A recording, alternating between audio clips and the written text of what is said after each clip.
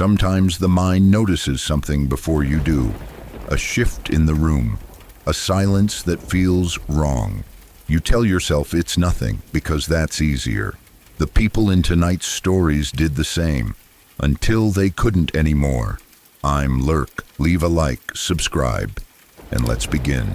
It was a normal shift, the kind that blends into every other day until you can't really tell one from another.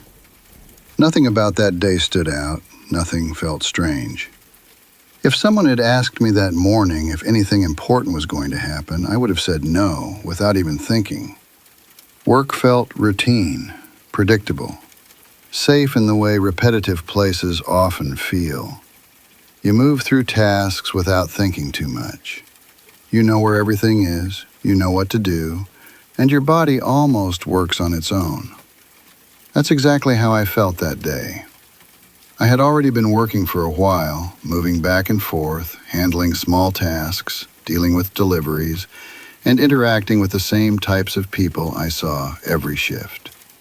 Delivery drivers came in and out constantly. Most of them barely said anything.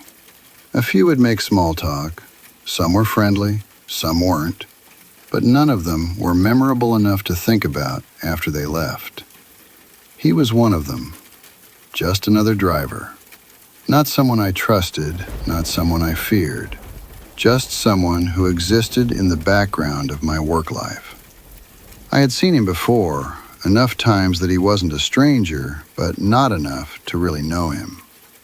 There was nothing about him that day that made me feel uneasy. That's the part that always stays with me. Because if there had been even the smallest sign, maybe I would have been more careful. Maybe I would have paid more attention. But there was nothing. It started in the most normal way possible. I was standing near the cooler, doing something simple. One of those small tasks that doesn't require any thought. I bent down to grab something from inside. My focus was completely on what I was doing. My back was turned, my guard was down. And while I was down there, I said something to him. I don't even remember what it was. That's the strange thing. Out of everything that happened, the words I said right before it all changed are completely gone. Probably just a quick joke, something casual, something meaningless. Something I would have forgotten 5 seconds later if nothing had happened. But something did happen, and it happened the moment I stood up. As I straightened my body, I felt it. Cold, hard, immediate. Something pressed against the side of my head, right at my temple. For a fraction of a second, my brain didn't understand it. It was just pressure. Something that didn't belong there, something out of place. Then it clicked. It was a gun. There's a moment when fear doesn't feel loud. It doesn't feel like panic. It feels quiet. Sharp, focused. Everything slows down. You become aware of every small detail at once. The position of your body, the space around you, the sound of breathing, the weight of silence. That's what it felt like. I didn't move. I didn't react. I just stood there. I turned my eyes slightly, just enough to see him. And he was smiling. Then he started laughing. Not nervous, not unsure, just laughing. Like it was nothing, like this was normal, like pressing a gun against someone's head was just another moment in his day. That laugh is something I still remember clearly. Because it didn't match the situation. It didn't make sense, and that made it worse. Because when someone treats something serious like a joke, you don't know what they're capable of. And somehow, I laughed too. Even now, I don't fully understand why. It wasn't real laughter. It wasn't because anything was funny. It was automatic, like my brain decided the safest thing to do was to mirror him. Stay calm. Match his energy. Don't escalate anything. Because in that moment, I understood something very clearly. My safety depended entirely on how he felt. If he stayed relaxed, I was okay. If he changed, everything could change in a second.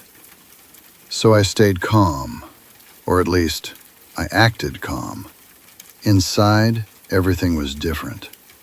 My heart was beating so hard I could feel it in my chest, in my neck, in my head. Every second felt stretched, heavy, longer than it should have been. I became aware of everything. The pressure of the gun against my skin, the way he was standing, the sound of his breathing, the silence around us, and the fact that no one else was stepping in. No one was stopping this. It was just me and him, and whatever he decided to do next. So I did the only thing I could do. I went back to work. Slowly, carefully. I grabbed what he needed, prepared his order. Every movement was controlled, not too fast, not too slow. Just enough to look normal. But inside there was only one thought repeating over and over. Just let this end. Just let him leave. Just let this be over. He kept laughing like nothing was wrong, like nothing mattered. And that made every second feel even more unreal. Because for me, it was the most intense moment I had ever experienced. And for him, it was nothing. Finally, it ended. He took his order, and then he walked away. Just like that.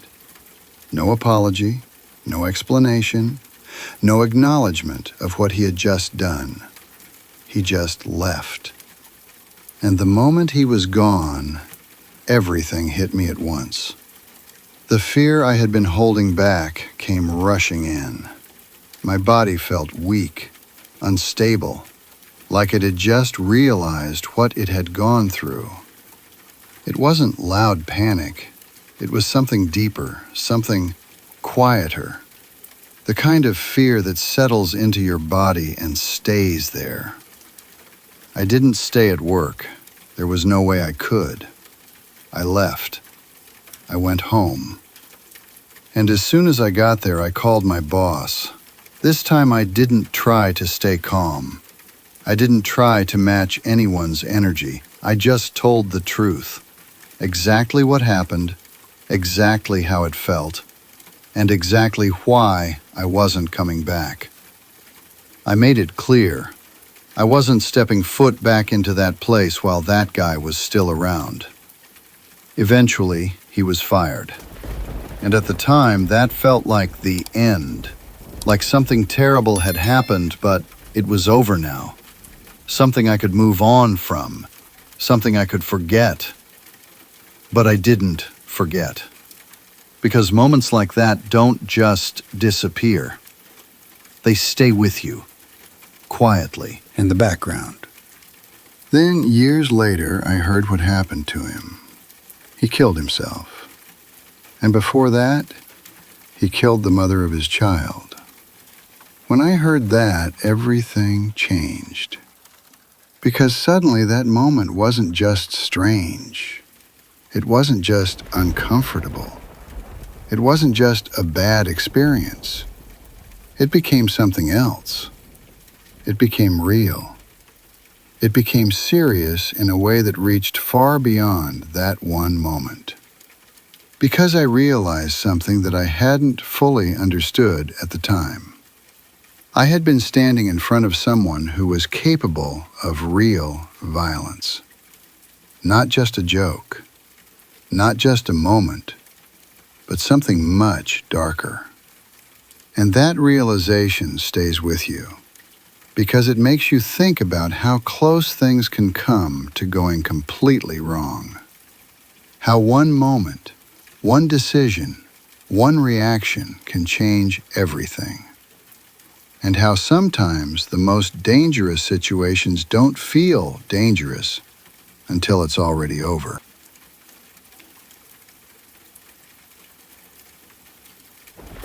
My dad has a couple of stories that he's told over the years. and both of them stuck with me for different reasons. They aren't dramatic in a loud way, and he never tells them like he's trying to impress anyone.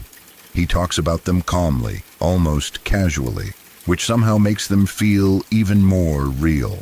They're moments where things could have ended very badly and didn't, for reasons that still don't fully make sense. The first one happened when he was a kid. He was young, old enough to wander off on his own, but still very much a child. One day he was upset about something, pouting the way kids do when emotions feel overwhelming and there's nowhere to put them. Instead of staying near the house, he walked down toward a river nearby.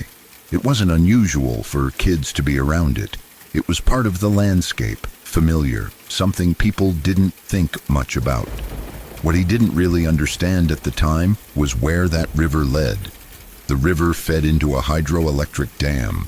Because of that, the water didn't behave like a normal, slow-moving river. The flow was stronger, more forceful, and over time it had weakened the ground around the edges. What looked solid wasn't always solid. The banks were unstable in places, slowly being eaten away underneath by the current. My dad didn't know any of that. He was just a kid standing near the water, lost in his thoughts. At some point, he stepped closer to the edge. The ground gave way beneath him. There was no warning, no cracking sound, no chance to react. 1 second he was standing there. The next, the earth collapsed and he was pulled into the river. The current immediately took control.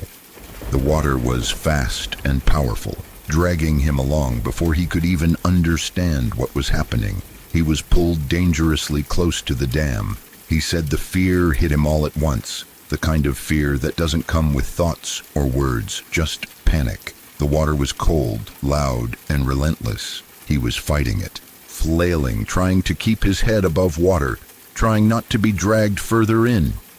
Somehow he managed to get close enough to a patch of solid ground. He doesn't remember deciding to do it, just reacting. He grabbed onto whatever he could, digging his fingers in, clinging with everything he had. His body was being pulled by the water, but his hands held on. At the same time, his father realized what was happening. My dad's dad ran to him and grabbed him, pulling him back from the edge, fighting the current along with him. Between the two of them, they managed to get him out of the water. He was shaken, soaked, and terrified, but alive. If he had been pulled just a little farther, if he hadn't reached that solid ground, if his dad hadn't been there at that exact moment, the outcome would have been very different. He was a child, and the river would have won. When he talks about it now, he doesn't dramatize it. He just says how close it was, how fast it happened, and how easily it could have ended there. It's one of those moments where life almost slips away without ceremony, without noise, without anyone realizing how close it came. The second story happened years later when he was an adult. This one is different, but just as unsettling. He was driving, exhausted, not just tired, but dangerously sleep-deprived. The kind of exhaustion where your body keeps going even though your mind is shutting down. He had been pushing himself too hard, not getting enough rest, and getting behind the wheel anyway. He says he doesn't remember much from that drive. That's one of the scariest parts. He remembers the road stretching out in front of him, the steady motion of driving, and then large gaps of nothing. His body was there, hands on the wheel, foot on the pedals, but his awareness was slipping. He was starting to pass out. Then something happened that he still can't explain. He says he heard a voice in his head calling his name, not shouting, not panicked, just clear enough to cut through the fog. Someone saying his name directly, like they needed his attention right then. It startled him awake instantly. His eyes snapped open, his body jerked, and adrenaline flooded in. At the same moment, he swears he saw someone crossing the road in front of him. That image is burned into his memory, a figure moving across his path. He reacted without thinking. He swerved hard to avoid hitting them. There was no time to brake properly, no time to assess what he was doing. His truck left the road and slammed into a tree. Not just any tree, but one that had grown with a deep V shape down the middle, like two trees fused together. The truck became wedged between them, trapped. Metal bent, glass shattered. Everything stopped in an instant. When the dust settled and he realized he was alive, he looked around and saw how close he had come to something much worse. The tree he hit was not far from a small cliff. He says it was about a 50-foot drop. If he hadn't hit that tree, if his truck hadn't been caught in that V-shaped split, he would have gone straight over the edge. There would have been no chance to recover, no second impact to slow him down, just empty space and a long fall. He was shaken, bruised, and scared, but alive. Later, when everything calmed down, he tried to make sense of it. He questioned himself, replayed it in his head over and over. He wondered if the voice was just his brain snapping him awake, if the figure he thought he saw was a hallucination brought on by exhaustion, if his mind created something to force his body to react. But he's never been fully convinced. He says the voice felt separate from his own thoughts, clear, direct. And when he looked back later, there was no one else around, no pedestrian, no reason for someone to be crossing that road at that time. All he knows is that something woke him up at the exact moment he needed to be awake. Something caused him to swerve in a way that, while violent, kept him from going over that cliff. When he tells the story, he doesn't claim it was supernatural. He doesn't say it was an angel or anything like that. He just says he doesn't know. And that not knowing is what stays with him. Both of these moments share something in common. They happened fast. There was no long build-up, no dramatic warning, just ordinary life turning dangerous in a split second. A step near a river, a drive taken while too tired, things people do every day without thinking. And in both cases, something intervened. A hand grabbing him, a voice calling his name, a tree growing in just the right shape in just the right place. It makes you think about how thin the margin really is. How often we walk close to danger without realizing it. How many times we rely on luck, timing, or something we can't explain. How many lives are shaped by moments that almost happened differently. When I hear my dad tell these stories, what scares me isn't just the danger, it's the randomness. The idea that existence can hinge on a few inches of ground, a second of awareness, or a sound that may or may not have come from inside your own head.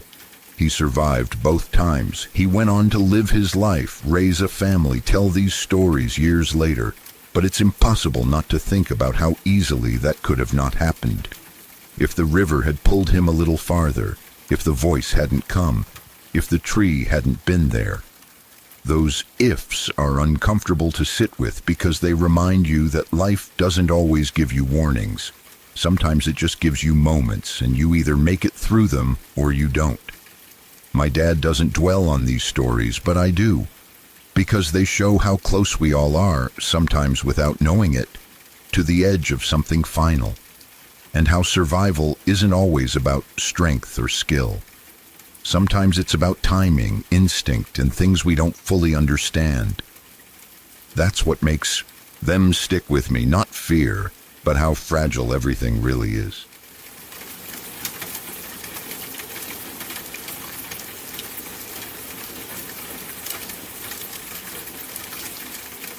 I was still a kid when this happened, working my very first job in retail. It wasn't anything special, just a typical store where you learned how to smile at customers, stock shelves, and get through long shifts without complaining. At that age, work felt like a big step into adulthood, but it was still a pretty sheltered environment. Nothing truly dangerous had ever happened there, and I never expected anything like this to happen at all. There was a guy who came into the store all the time. I mean all the time. He was a regular, the kind of customer everyone recognized the moment he walked in. He was loud, overly friendly, and acted like he was everyone's buddy. He'd chat with employees like he knew us personally, crack jokes and hang around far longer than he needed to. He had that bro energy, trying way too hard to be liked. The thing was, no one actually liked him. It wasn't that he did anything obviously wrong. He just made people uncomfortable. He talked too much, crossed social boundaries, and seemed to enjoy dominating conversations. Employees tolerated him because that was part of the job, but whenever he left, there was always a collective sense of relief. He was one of those people you smile at while secretly hoping they don't come back for a while. Around that same time, there was a serial killer being talked about on the news. It was a big deal locally. 2 people had already been killed, and there was an active manhunt going on. Everyone was on edge. The story was everywhere. News updates, warnings, police statements. It felt heavy, even if you weren't directly involved.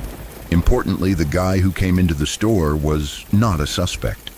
At least, not that anyone knew. He was just a regular customer, annoying but seemingly harmless. Then one day, he came in acting more animated than usual.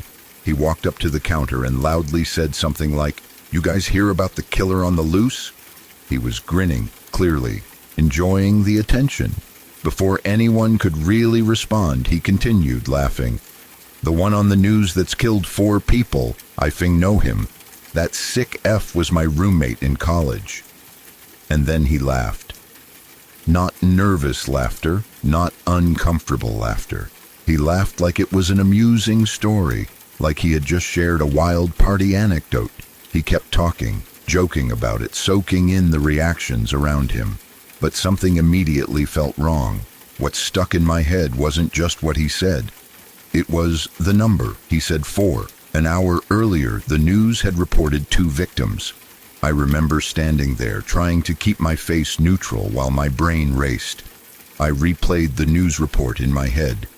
I was sure of it. 2 victims. That was the official number. So how did this guy casually mention 4? At first, I tried to rationalize it. Maybe he misspoke, maybe he was exaggerating, maybe he heard a rumor online. But the way he said it didn't feel like a guess. It felt confident, casual, like he knew something. After he left, I couldn't shake the feeling. I kept thinking about his tone, the laughter, the certainty. It wasn't just creepy, it was unsettling in a way I didn't fully understand yet. I went to my boss and told him what had happened. I explained exactly what the guy said, including the part about knowing the killer and the number of victims. I told him I wasn't sure if it was anything, but it didn't sit right with me. My boss listened carefully.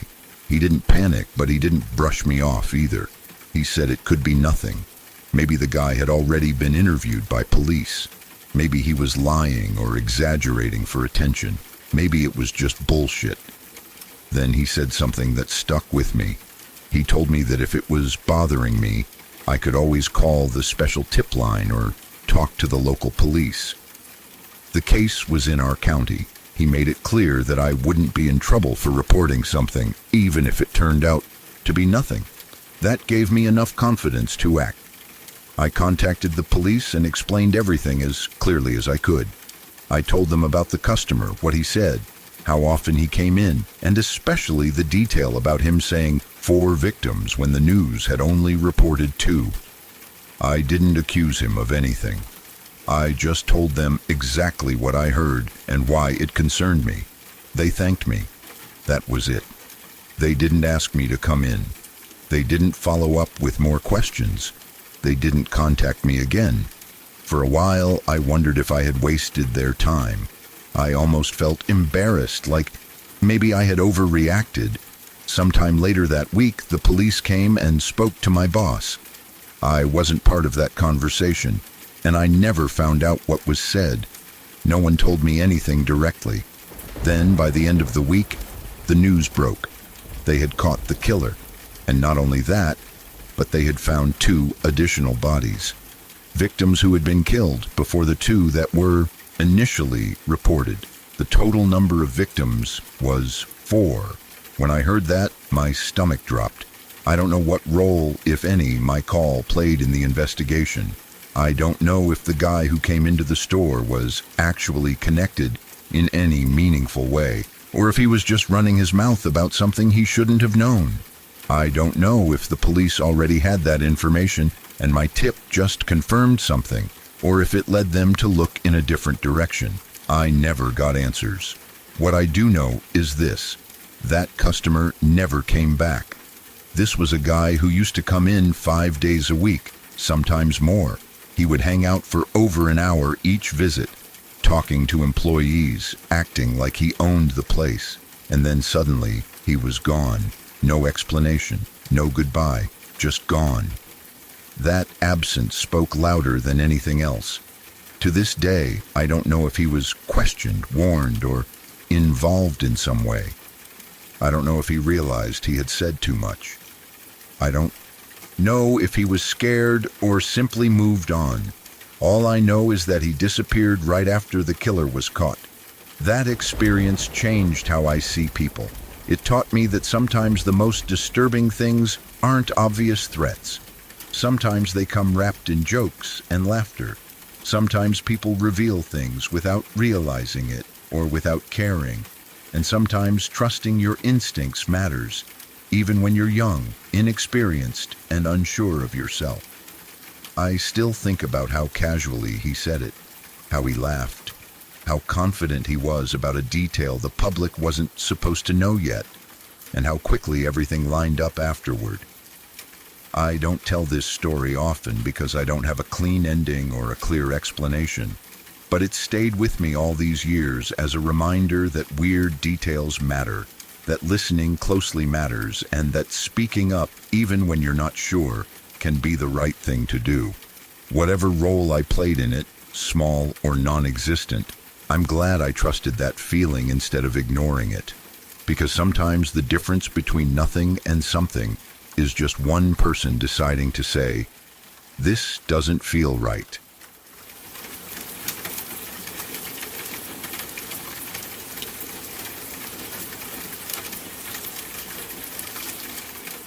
I was very young when it happened, barely more than 2 years old. So young that for most of my life, I believed I had no memory of it at all. It wasn't something my family ever talked about, and as I grew older, it simply didn't exist in my conscious mind. Not as a story, not as a warning, not even as a vague feeling. It stayed buried somewhere deep, locked away in a place I didn't know I had access to. I went through childhood, adolescence, college, and most of my adult life without ever thinking about it. If someone had asked me whether I remembered anything from that age, I would have said no without hesitation. Then, many years later, when I was in graduate school, something strange happened.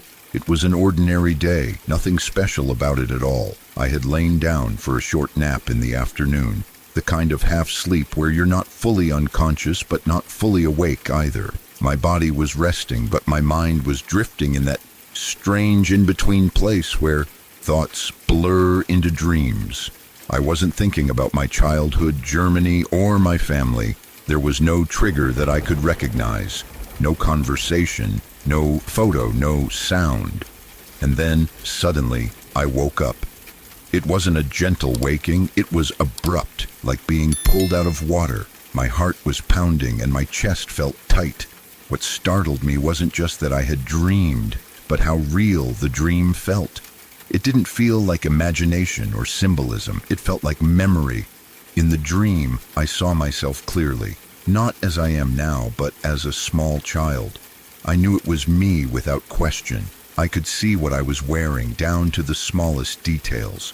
I was wearing a red and yellow jumper with letters of the alphabet printed all over it. I remember that jumper so clearly, the colors bright and childish, the kind of clothing you don't question when you're little, but that stands out sharply when you look back as an adult. I could feel the fabric against my skin. I could see my small hands. I was with my family, and we were outside. I knew we were in Germany back when we lived there. The surroundings felt familiar in a way that was hard to explain, like recognizing a place you haven't seen in decades, but somehow still know. I could smell the air, that slightly cool, clean outdoor smell. I remember holding a Ziploc bag filled with Cheerios, eating them one by one as a snack. I remember being annoyed and upset about something that seemed very important to me at the time. The hot air balloons that I thought were beautiful had been canceled, and I was disappointed in that deep, dramatic way only small children can be. It felt unfair. It felt like something precious had been taken away. Then, without warning, everything changed. A helicopter came into view. Not just any helicopter, but a large one with two propellers, one in the front and one in the back. I didn't know the word for it at the time, but later I would learn it was a Chinook. In the dream, it was loud. The sound wasn't just noise. It felt like pressure, like the air itself was shaking. The helicopter was too close. Even in the dream, I knew something was wrong, and then it crashed. It didn't crash far away or in the distance like something you watch on a screen. It crashed just a few meters from where my family was standing. I remember the violence of it, the sudden chaos. The sound was overwhelming. Metal tearing, the roar of the engines, the wind. I remember the ground shaking. I remember fear, raw and instinctive, even though I was so young. It wasn't a fear with words or thoughts attached to it. It was just terror. I woke up from the nap shaking. For a long moment, I just lay there, staring at the ceiling, trying to understand what had just happened. My first thought was that it had been an unusually vivid dream, but the more I thought about it, the more unsettled I became. Dreams don't usually come with that level of detail, especially details like specific clothing, specific food, and specific emotions that don't seem symbolic at all. It felt like something real had surfaced. I couldn't shake it, so I did what anyone would do in the modern age. I opened my laptop and started searching online. I typed in keywords about helicopter crashes in Germany, air shows, and the town where we had lived. We had grown up in Heidelberg, so I started there, convinced that if this had really happened, it must have been nearby. I scrolled through articles, old news reports, and archived pages. At first, I didn't find anything that matched exactly, and that made me doubt myself. Maybe it was just a dream after all. Maybe my brain had invented it. Still, something pushed me to go further. Eventually, I decided to email my parents. I didn't want to alarm them or sound strange, so I tried to be casual about it. I described the dream as carefully as I could. I mentioned the helicopter, the crash, the jumper, the Cheerios, and the fact that it felt like a memory rather than a dream. I asked if anything like that had ever happened when we lived in Germany.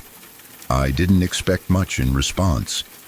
I thought maybe they would say I had mixed up stories or seen something on television as a child. I thought they might gently dismiss it. Instead, my mother's reply stopped me cold. Her email began with disbelief. She wrote that she couldn't believe I remembered that. She said they had never talked about it, not once, and that she herself avoided thinking about it because it was too painful. She admitted that she still couldn't look at those helicopters without feeling sick. As I read her words, a chill ran through me. She explained what had really happened. It wasn't in Heidelberg after all, it was in Mannheim. We had been at an air show, something that was supposed to be fun and exciting. Families everywhere, children watching planes and helicopters, people relaxed and enjoying the day. At some point during the show, the Chinook helicopter crashed. It came down violently right near where we were standing. One of the propellers broke off. That propeller landed only about 5 feet away from my brother. 5 feet. As I read that sentence, my hands started to shake. My mother wrote that if it hadn't been for the wind, if the wind hadn't swept the propeller onto the highway instead of toward us, it would have landed on our family. She said she was convinced that it was only by sheer luck, or what she called the grace of God, that we were not killed that day. She wrote that she would never forget it. The terror, the noise, the confusion. She said it was burned into her memory so deeply that she didn't need photographs or reminders. She also told me something I hadn't known. The crash had happened on September 11th, 1982. Reading that date made everything feel heavier. She said that when the events of September 11th happened years later, it brought everything back for her. The memories flooded in, raw and vivid, as if no time had passed at all. She said that day in 2001 reopened wounds she had tried to seal shut for decades. As if that wasn't enough, she added another detail that has never left me. She remembered a man from San Antonio who had been at the air show. When the helicopter crashed, this man ran toward the wreckage without hesitation. His son was inside. She remembered the desperation in his movements, the way he ran despite the danger, driven by nothing but fear and love. She didn't know what happened to him or his son afterward, but the image of that man running toward the wreckage stayed with her forever. When I finished reading the email, I sat there in silence for a long time. Everything I had seen in my half-sleep suddenly made sense. The details weren't random. The jumper, the Cheerios, the disappointment about the balloons, the helicopter, the crash. It wasn't a dream created by my adult mind. It was a memory that had been stored away since I was barely old enough to speak. Somehow my brain had kept it intact for over 20 years, hidden from my conscious mind, waiting for the right moment to surface. What unsettled me the most wasn't just that I remembered it, but how clearly I remembered it. I could still see the colors. I could still feel the fear. I could still hear the sound of the helicopter. It made me realize how strange and powerful the human brain really is. Even at an age when we assume memories can't form or won't last, something inside us is recording everything. It doesn't always let us access it, but it never truly lets go. I often think about how close we came to disaster that day without ever knowing it. How easily my life, my brother's life, my parents' lives could have ended before I was old enough to understand what life even was.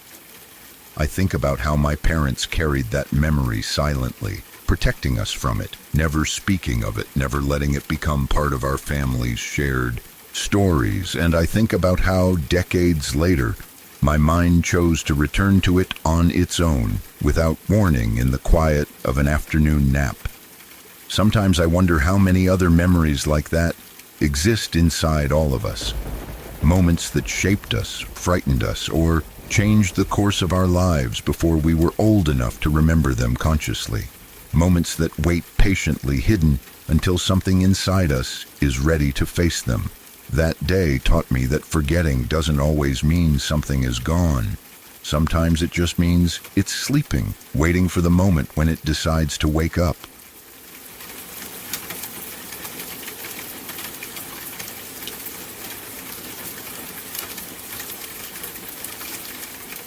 It's strange how a house can feel heavy long before you ever learn why. Some places carry a silence that doesn't come from emptiness, but from memory. This is one of those places. It's about my house, the one I grew up in, and the story behind it that people in town rarely talk about out loud. I live in Hungary, in a small town where everyone knows everyone. The kind of place where family names mean something, where stories travel fast but are also carefully controlled. People know what happened, but they don't like to say it. They lower their voices, they change the subject, and when they talk about our house, they do it carefully, like the walls might still be listening. The house wasn't originally ours. It was built by the previous owner, a man who was well known in the town. Back then, the basement of the house wasn't just storage or extra space. It held a small liqueur and snack shop. Nothing big, just a local place where people would stop by, buy drinks, snacks, maybe linger for conversation. In a small town, places like that become social hubs. Everyone knew them. Everyone trusted them. The entire family lived in the house. The father, the mother, their daughter and son, even the grandparents. It was a full house, loud and busy. the kind of place you'd assume was filled with routine and normal life. From the outside, there was nothing unusual about it. It looked like any other family home in town. Solid, ordinary, safe. Then one night, everything ended. There was a fight. No one knows exactly how it started, or if they do, they've never said it clearly. What people do know is how it ended. The man shot his wife in the head. Then he turned the gun on himself and did the same. In Hungary, it's extremely difficult to get a pistol or any kind of firearm. That detail alone makes the story feel heavier. This wasn't something impulsive in the way people like to imagine. This wasn't a gun lying around casually. The fact that it happened at all means planning, access, and intent. That makes it harder to swallow. The house changed after that night. Not physically at first. The walls stayed standing. The rooms stayed the same. But the energy shifted. The family was gone. The shop closed. The house became something people avoided. A place with a story no one wanted attached to them. It became very hard to sell. People knew what had happened there. In a small town, nothing like that is ever forgotten. Buyers would come, hear the story, and leave. The price kept dropping. Eventually, it became one of those houses that everyone knew about, but no one wanted. At that time, my parents were in a difficult position. They didn't have many options. Housing isn't always about choice. Sometimes it's about survival, timing, and necessity. When the price dropped low enough, this was the only house they could afford. So they bought it, even though they didn't know the family, even though they weren't from the town originally, even though they had no connection to what had happened. They stepped into a story that wasn't theirs, but would become part of their lives anyway. My father is a deeply religious man. Faith shapes how he sees the world, how he understands suffering, and how he deals with things that don't have clear answers. When we moved in, he felt strongly that something needed to be done, not to erase the past, but to acknowledge it. He asked a priest to come to the house. It wasn't dramatic, there was no spectacle, just a quiet ritual. Prayers, words meant to bring peace, something like asking the spirits of the dead to rest, to move on, to leave the living alone. Even though we had no connection to them, even though we didn't know their names, my father believed it was important to show respect, to recognize that lives had ended there, to ask for peace, not just for us, but for them. Even with that, the feeling never fully went away. There's something unsettling about living in a place where you know such violence happened, not because you expect it to happen again, but because the knowledge settles into the background of your life. You walk past rooms knowing what once occurred there. You sleep under a roof that witnessed something final and irreversible. What makes it worse is how people in town react. No one likes to talk about it. If the house comes up in conversation, there's a pause, a glance away, a quiet, "Yes, that one." People know, everyone knows, but they don't elaborate. They don't offer details. They don't ask questions. It's like there's an unspoken agreement to let the story remain buried, even though the house still stands. That silence is its own kind of weight. Sometimes it feels like the house exists slightly outside of time, like it belongs to two different lives. The one before that night, full of family noise and a busy shop, and the one after, quieter, cautious, and marked by what can't be undone. Growing up there, you become aware of things other kids don't think about. You learn early that walls can hold history, that places remember even when people pretend not to. That tragedy doesn't always leave visible scars, but it leaves something else behind, something harder to name. The scariest part isn't the idea of ghosts or anything supernatural. It's the reality of how suddenly normal life can collapse, how a family that looked just like any other could end in such a violent final way, how a house can go from full to empty in a single night, and then continue on with new people inside it, carrying the story whether they want to or not. We didn't know them. We had no connection to the town at the time. And yet, their story became part of our home, something we live with quietly, just like everyone else in town does. There are no stories of strange noises or things moving on their own. Nothing dramatic, just a heaviness that comes from knowing, from understanding that this place has seen something it can never forget. And maybe that's why people stay quiet about it. Because some stories don't need to be told over and over. Some stories settle into the walls and stay there, waiting, not to scare you, but to remind you that even the most ordinary places can hold the darkest moments of human life. That's what makes it unsettling, not fear, but memory.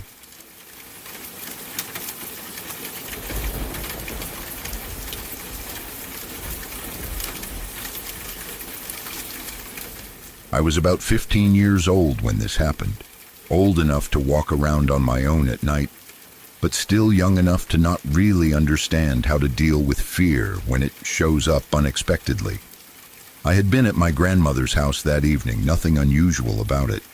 I used to go there often, and the walk back home was something I had done many times before. It was familiar, routine, and usually quiet. That night felt no different at first. It was already dark when I left her place. Not late enough to feel dangerous, but late enough that the streets were empty. The air was calm, and there was that deep nighttime silence where even small sounds feel louder than they should. As I walked, I wasn't really thinking about anything important. My mind was drifting the way it does when you're walking a familiar route and don't need to pay much attention. As I got closer to my street, I noticed someone ahead of me. It was a girl walking toward me from the opposite direction. I didn't recognize her, but that wasn't strange. It wasn't a busy area, but it wasn't impossible for someone I didn't know to be walking there either. Still, I became aware of her immediately. At that age, seeing someone your own age, especially at night, makes you suddenly very aware of yourself. I remember feeling awkward more than anything else. I wasn't trying to be creepy or stare. I honestly didn't know what to do. I didn't want to look suspicious, but I also didn't want to seem rude. So, like a lot of teenagers do, I made brief, awkward eye contact, just a second or two. She looked back at me, and then we both looked away. No words were exchanged. No smile, no greeting, nothing. We just kept walking. We passed each other. That should have been the end of it. My street itself was always dark. There were no streetlights at all, which meant once you turned onto it, everything disappeared into shadows. Houses were barely visible outlines, and the road blended into the darkness. I had grown up with that street, so the darkness didn't scare me. I wasn't afraid of the dark in general. I knew where everything was. I knew how far my house was. I knew the way. So when I turned onto my street, I didn't feel nervous. Not yet. I had taken only a few steps when I heard it. A female voice laughed. It wasn't loud. It wasn't distant either. It sounded close. Too close. Like someone laughing right next to my ear. The sound sent a shock through my body so sudden that I stopped walking instantly. My heart jumped, and a cold feeling ran down my spine. Without thinking, I turned around. The girl was gone. She hadn't walked far enough to disappear naturally. There was nowhere she could have turned off in that short amount of time. No driveways, no side streets, no open gates, just darkness and empty road. I stood there, staring into the blackness, trying to make sense of what I was seeing. Or not seeing. For a moment, I told myself she must have moved faster than I realized. Maybe she crossed the street. Maybe she ducked behind a car. My brain scrambled for explanations, but none of them fit. It had been only 2 seconds. There was no sound of footsteps, no movement, nothing. That's when fear really set in. I didn't run at first. I started walking faster, telling myself to calm down. I kept my eyes forward, focusing on my house. Each step felt heavier than the last. The darkness around me felt thicker, like it was pressing in. Every small sound made my muscles tense. My own footsteps sounded too loud. I reached my driveway and walked up to my front door, my hands shaking slightly as I pulled out my keys. I remember fumbling with them, dropping one, then picking it up again. That sense of being watched had settled in, even though I couldn't see anyone. As I put the key into the lock, I heard it again. This time, it wasn't laughter. It was whispering, low, quiet, and right next to me. Not behind me, not far away. Right there, as if someone was standing inches from my shoulder, leaning in close. I couldn't make out the words, but I could tell it was a voice speaking softly, deliberately. I completely froze. Every instinct in my body screamed at me to get inside. I didn't look around. I didn't try to identify where the sound was coming from. I didn't want to. I shoved the key into the lock, turned it as fast as I could, and threw the door open. The moment I was inside, I slammed the door shut and locked it. Only then did I let myself breathe. My heart was pounding so hard it felt like it was trying to break out of my chest. My hands were shaking uncontrollably and my legs felt weak. I leaned against the door for a moment, listening. There was nothing, no whispering, no laughter, just silence. I checked the windows, even though I didn't really want to. Nothing. The street outside was empty and dark, exactly the way it always was. No sign of anyone standing. There. No movement. Eventually, I went to my room and got into bed, still shaken. I didn't tell anyone that night. I didn't know how to explain it without sounding ridiculous. I told myself it was probably just my imagination. Maybe I was tired. Maybe my brain had filled in gaps because of the darkness and the awkward encounter. But the more I thought about it, the less that explanation satisfied me. What bothered me the most was the girl herself. I knew I hadn't seen her before. Her face wasn't familiar at all. And I remembered reading somewhere that the human brain can't just invent faces out of nothing. That when you dream of people, they're usually made up of faces you've already seen somewhere, even if you don't consciously remember them. Strangers in dreams are often blends of real people. This didn't feel like that. I was awake. I was alert. I had seen her clearly enough to know she wasn't someone I recognized, and the sounds I heard didn't feel like something coming from inside my own head.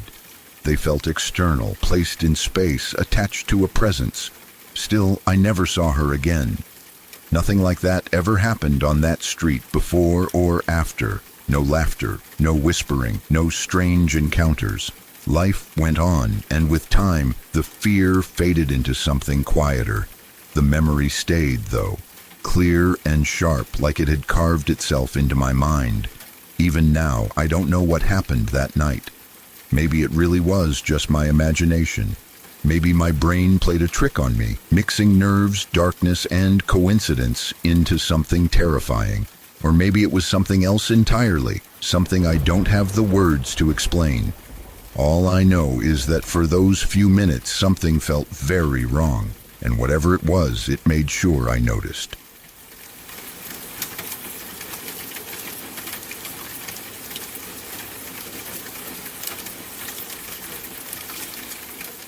This is one of those stories that never really leaves you, no matter how much time passes. It isn't just because of what happened, but because of who it involved and how completely unexpected it was. Even now, thinking about it makes everything feel a little less solid, like the ground under your feet isn't as stable as you once believed. There was this kid I went to high school with. I wouldn't say we were friends.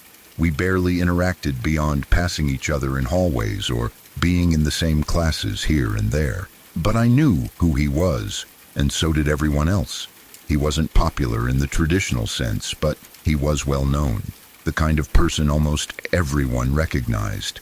He was kind of a dork, honestly, awkward in a harmless way, but he was also goofy and genuinely funny. He had that natural ability to make people laugh without trying too hard. He wasn't mean, he wasn't arrogant. He didn't give off any kind of threatening or angry vibe.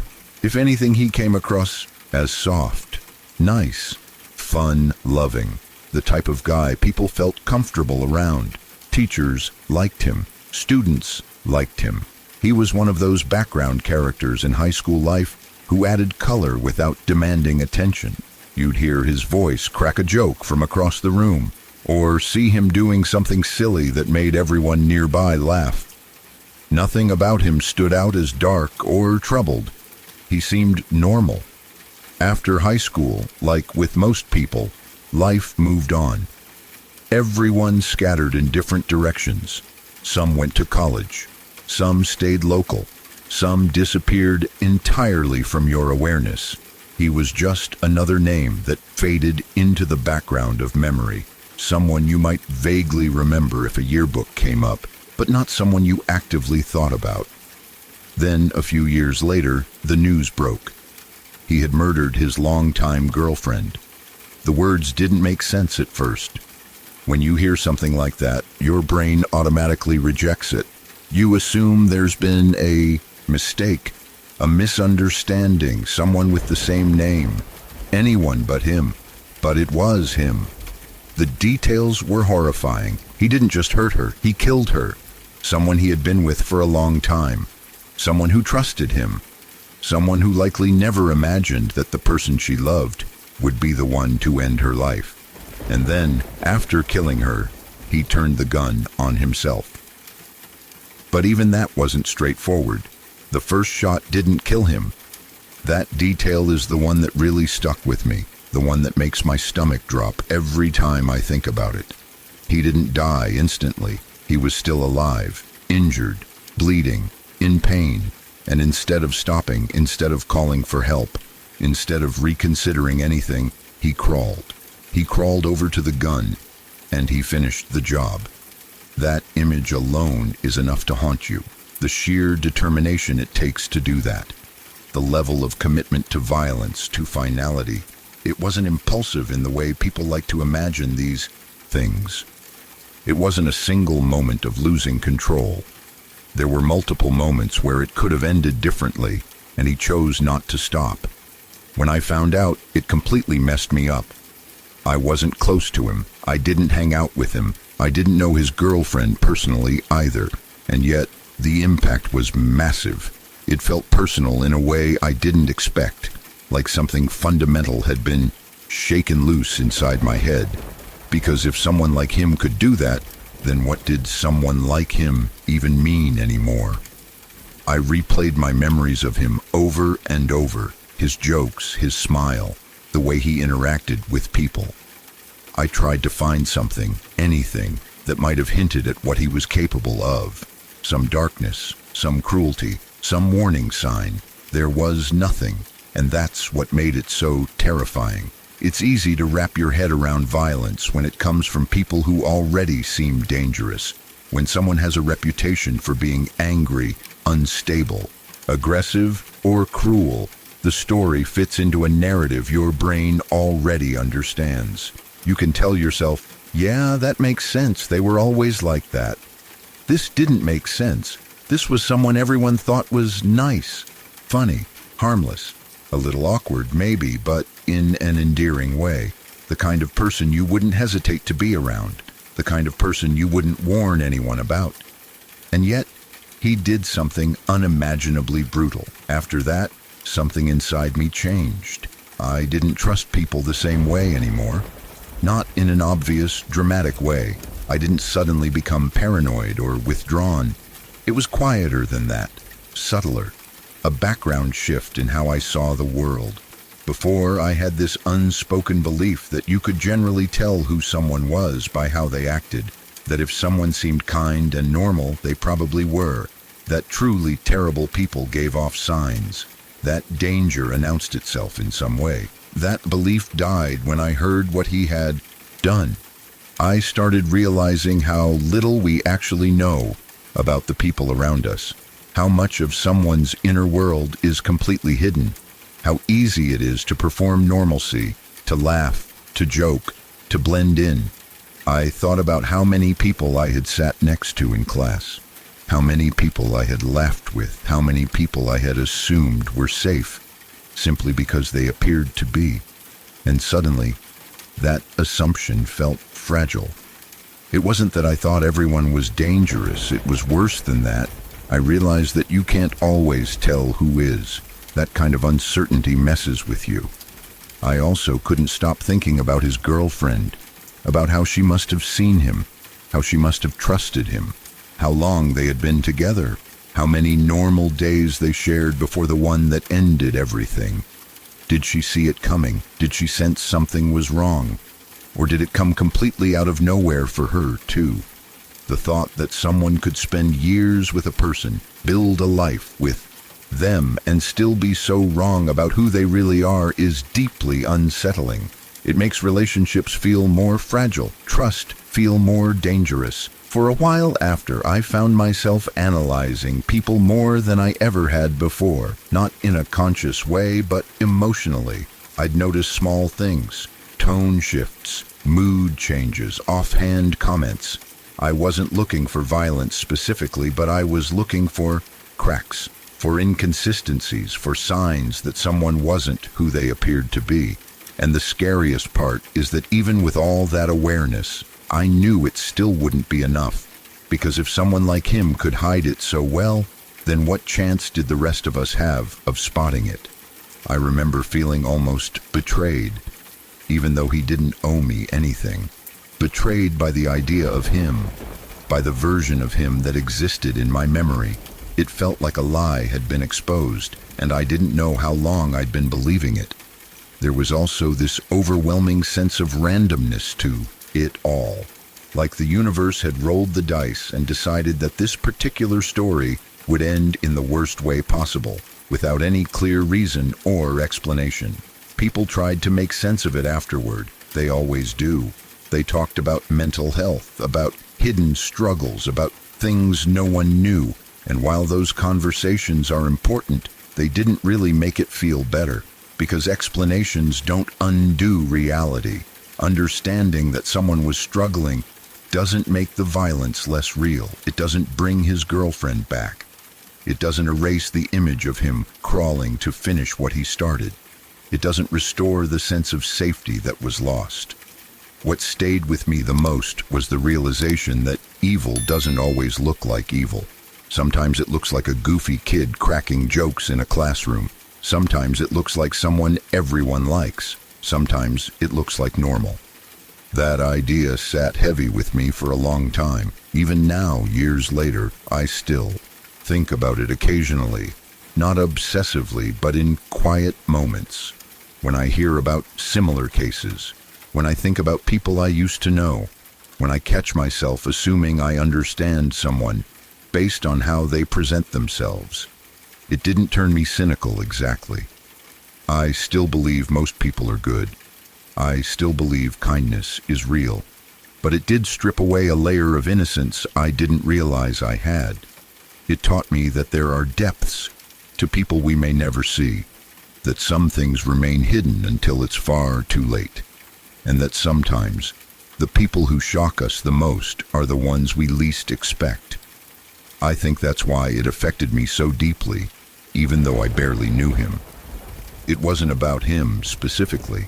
It was about what his actions revealed about the world, about how unpredictable human beings can be, about how fragile our assumptions really are.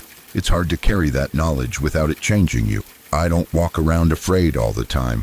I don't assume the worst of everyone. But there's a quiet awareness now, a reminder in the back of my mind that appearances don't guarantee safety, and familiarity doesn't guarantee understanding. Someone I once thought of as harmless did something unspeakable, and once you truly accept that, you can't ever see people the exact same way again. That's what fucked me up the most. Not just the violence, but the loss of certainty, the realization that you can share space, laughter, and years of proximity with someone, and still have no idea what they're capable of. It's a heavy thing to learn, and it's one of those lessons you don't ever really forget.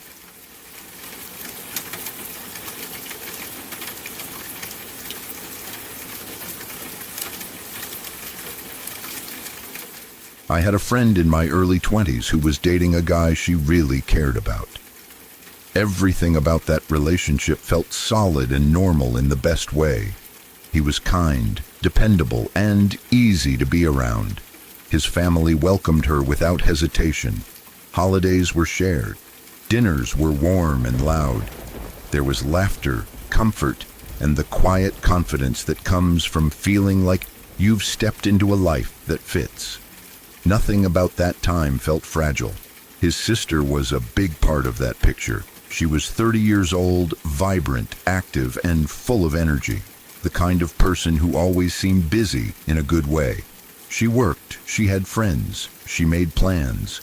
She laughed easily and spoke quickly, like someone who had places to be and time to get there. If you were asked to describe her in one word, healthy would have come naturally. Then she started having headaches. At first, no one panicked. Headaches are common. Stress, dehydration, bad sleep, too much screen time. She tried to power through them the way most people do. Took over-the-counter painkillers, drank more water, promised herself she'd rest more soon. But the headaches didn't go away. They got worse, more intense, more frequent. Something about them felt wrong. To her credit, she didn't ignore that feeling. She went to the doctor, not weeks later, not months later, immediately. That decision probably bought her time, even if it didn't save her life. Tests were ordered quickly, scans, follow-ups, appointments that suddenly felt urgent instead of routine. Within days, the tone changed. Conversations became quieter. Doctors stopped using vague language. The words no one ever expects to hear were spoken. Brain cancer. Not just any kind. An aggressive form. The kind that doesn't wait. They caught it early, technically. Early enough to see it clearly on scans. Early enough to know exactly what it was. But not early enough to stop it. Not early enough to fight it in the way people imagine when they hear the word cancer. There were no long treatment plans. No hopeful timelines. No talk of remission. Within a week, she was in home hospice. That's the part that still feels unreal. A week. 1 week, she was a functioning adult with a full life. The next, doctors were explaining comfort care, pain management, quality of life, end-of-life planning. Words that don't belong anywhere near someone who was healthy days earlier. Hospice didn't mean they were giving up. It meant there was nothing left to do. No surgery that could fix it. No treatment that could slow it down. No miracle hiding around the corner. The cancer was too aggressive, too advanced in how it behaved, even if it hadn't been there long. All they could do was make her comfortable. Her family barely had time to process what was happening before they were living inside it. Shock doesn't even begin to describe it. One moment you're worried about someone's headaches. The next, you're rearranging furniture to make room for medical equipment in a living room that was never meant to hold it. My friend watched this unfold up close. She went from being someone's girlfriend to standing quietly on the edge of a family's worst nightmare.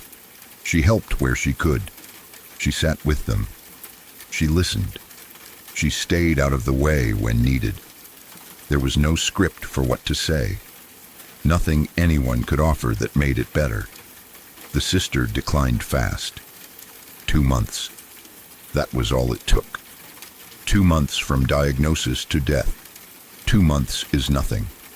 It's laundry left unfolded, emails unanswered, plans postponed. It's not even a full season.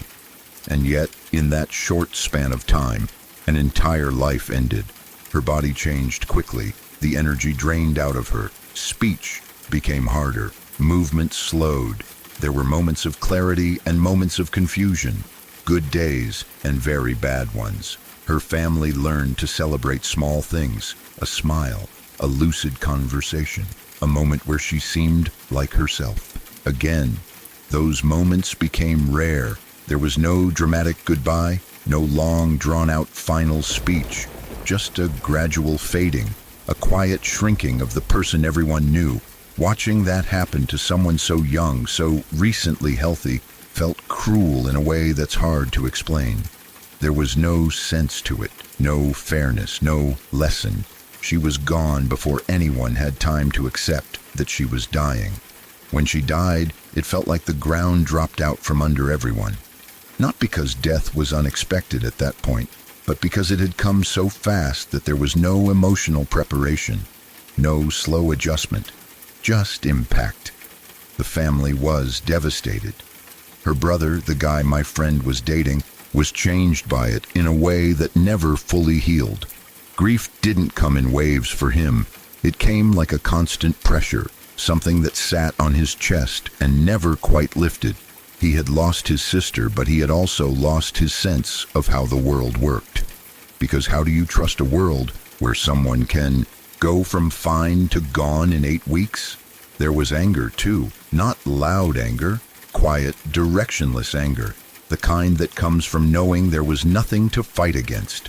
No enemy you could punch, no system you could blame, just bad luck and biology and timing. My friend eventually drifted away from that relationship, not because of anything dramatic or cruel, but because grief changes people.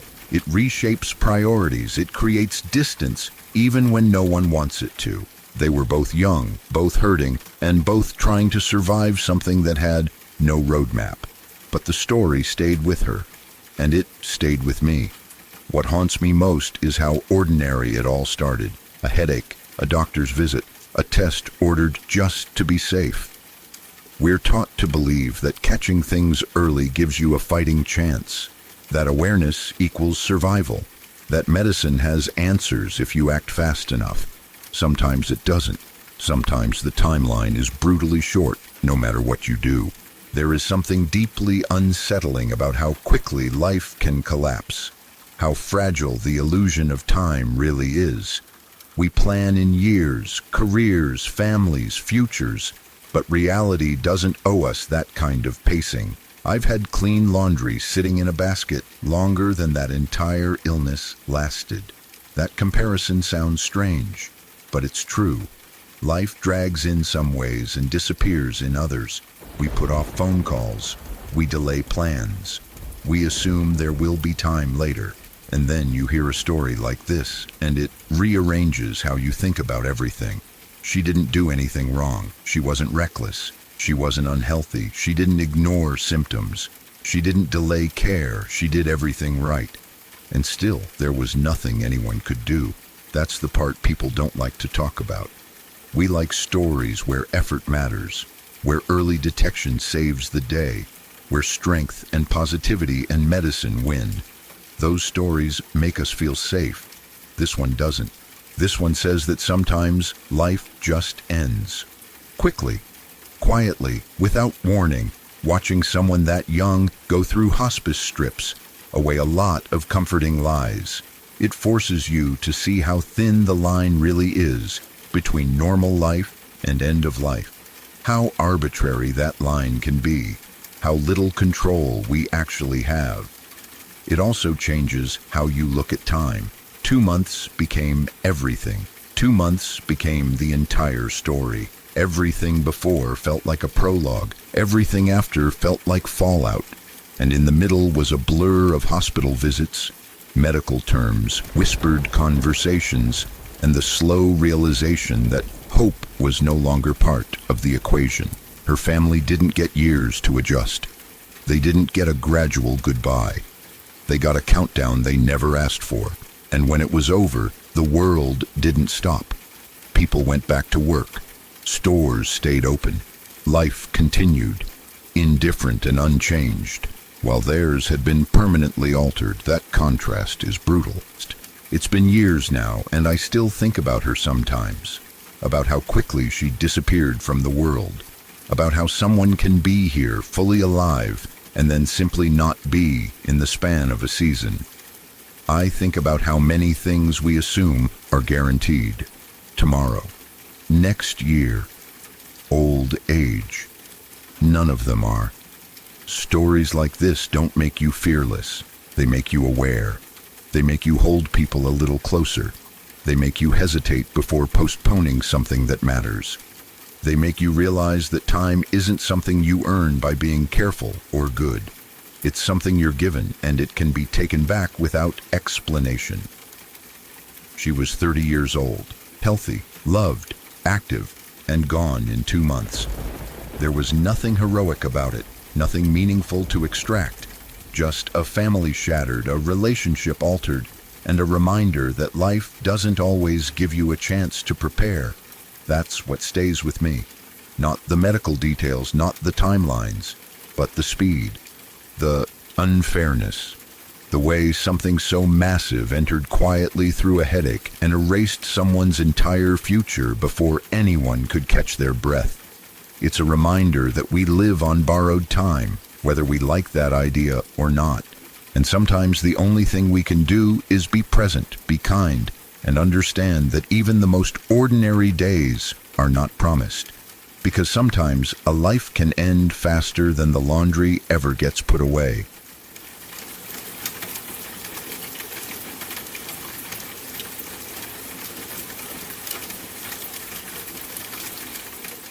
This is one of those stories that's almost impossible to think about without feeling sick. It's brutal in a way that doesn't come from malice or cruelty, but from how fast and unforgiving machinery can be when one small thing goes wrong. It's the kind of accident that reminds you how thin the line is between a normal workday and absolute horror. It happened during harvest season, the kind of time when everyone is exhausted, working long hours, trying to beat the weather and keep things moving. Corn harvesters are massive machines, loud, powerful, and designed to tear through acres of crops without slowing down. When everything is running smoothly, they're impressive. When something goes wrong, they're deadly. The harvester got plugged up. That's not unusual. Corn stalks, husks, debris, moisture, all of it can clog the machine. It's something farmers and workers deal with regularly. Normally, the process is straightforward. You shut the machine down, wait for everything to stop moving, and clear the blockage by hand or with tools. That's what this guy did. He climbed out of the harvester to clear the clog. The machine was standing still. From the outside, it looked shut down, quiet, safe. He was focused on the task, probably thinking about getting things running again as quickly as possible so they could keep going. What he didn't realize was that his coworker didn't know the machine was plugged. From the coworker's perspective, the harvester was just sitting there, not moving. Maybe he assumed it had stalled. Maybe he thought it had been shut off accidentally. Maybe he was tired and not thinking clearly. Whatever the reason, he didn't check. He didn't see the other man inside the machine. He climbed in and turned it on. It only took a few seconds. That's all it takes with machinery like that. There's no hesitation, no gradual buildup. When a corn harvester starts, it starts with full force. Blades, rollers, augers, all of it comes. Alive at once, designed to shred plant matter instantly. A few seconds later, a red mush came out of the harvester. That phrase alone is horrifying, but it doesn't even begin to capture what really happened. The man inside never had a chance. There was no time to scream, no time to escape, no time for anyone to realize what was happening and stop it. He was ripped apart and blown through the machine like he was part of the crop. The violence of it was absolute. And the worst part is who saw it. His girlfriend was there. She was on the tractor next to the harvester, close enough to see everything, close enough to realize what was happening as it happened. She watched the man she loved be torn to pieces and expelled into the trailer like waste. There is no way to prepare for something like that.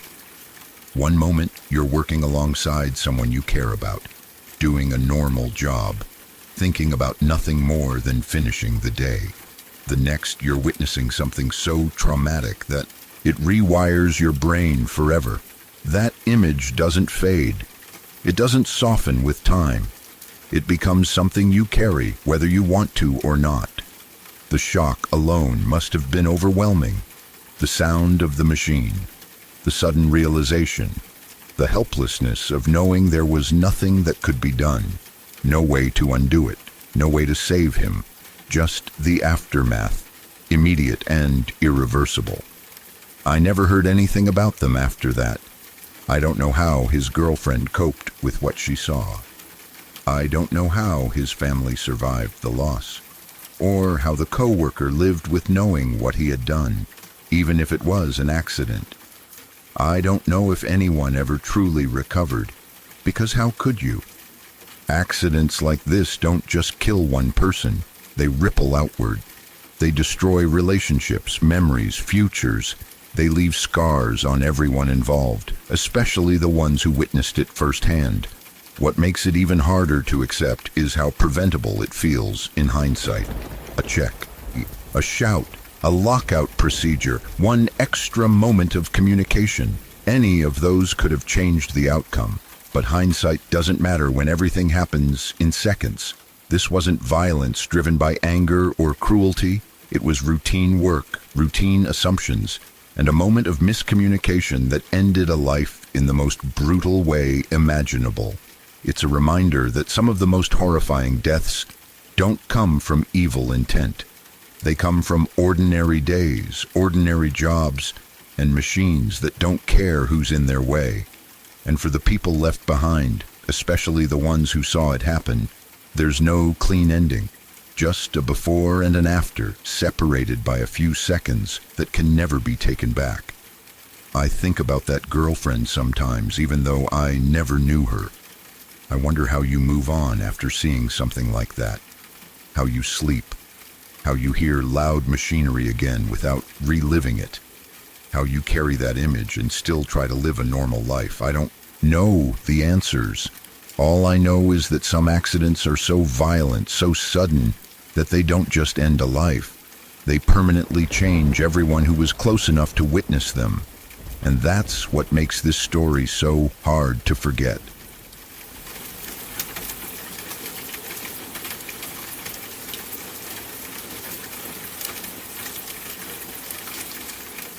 When I was 8, my babysitter was gone for weeks. She lived 2 houses down, and I played with her younger brother a lot, so I knew she wasn't home yet. In a neighborhood like ours, everyone knew everyone, and the rhythm of the street felt off without her there. She wasn't just the person who watched me when my parents went out. She was a cool, older presence that I looked up to. Someone who bridged the gap between the world of children and the mysterious world of teenagers.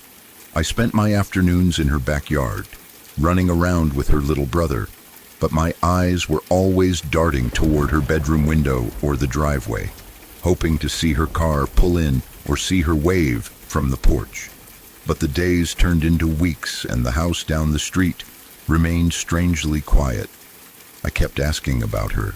I would nag my mom while she was cooking dinner, or pester the babysitter's mother when I was over at their house. The answer was always the same, rehearsed and tight-lipped. Her mom would just say she's still on vacation.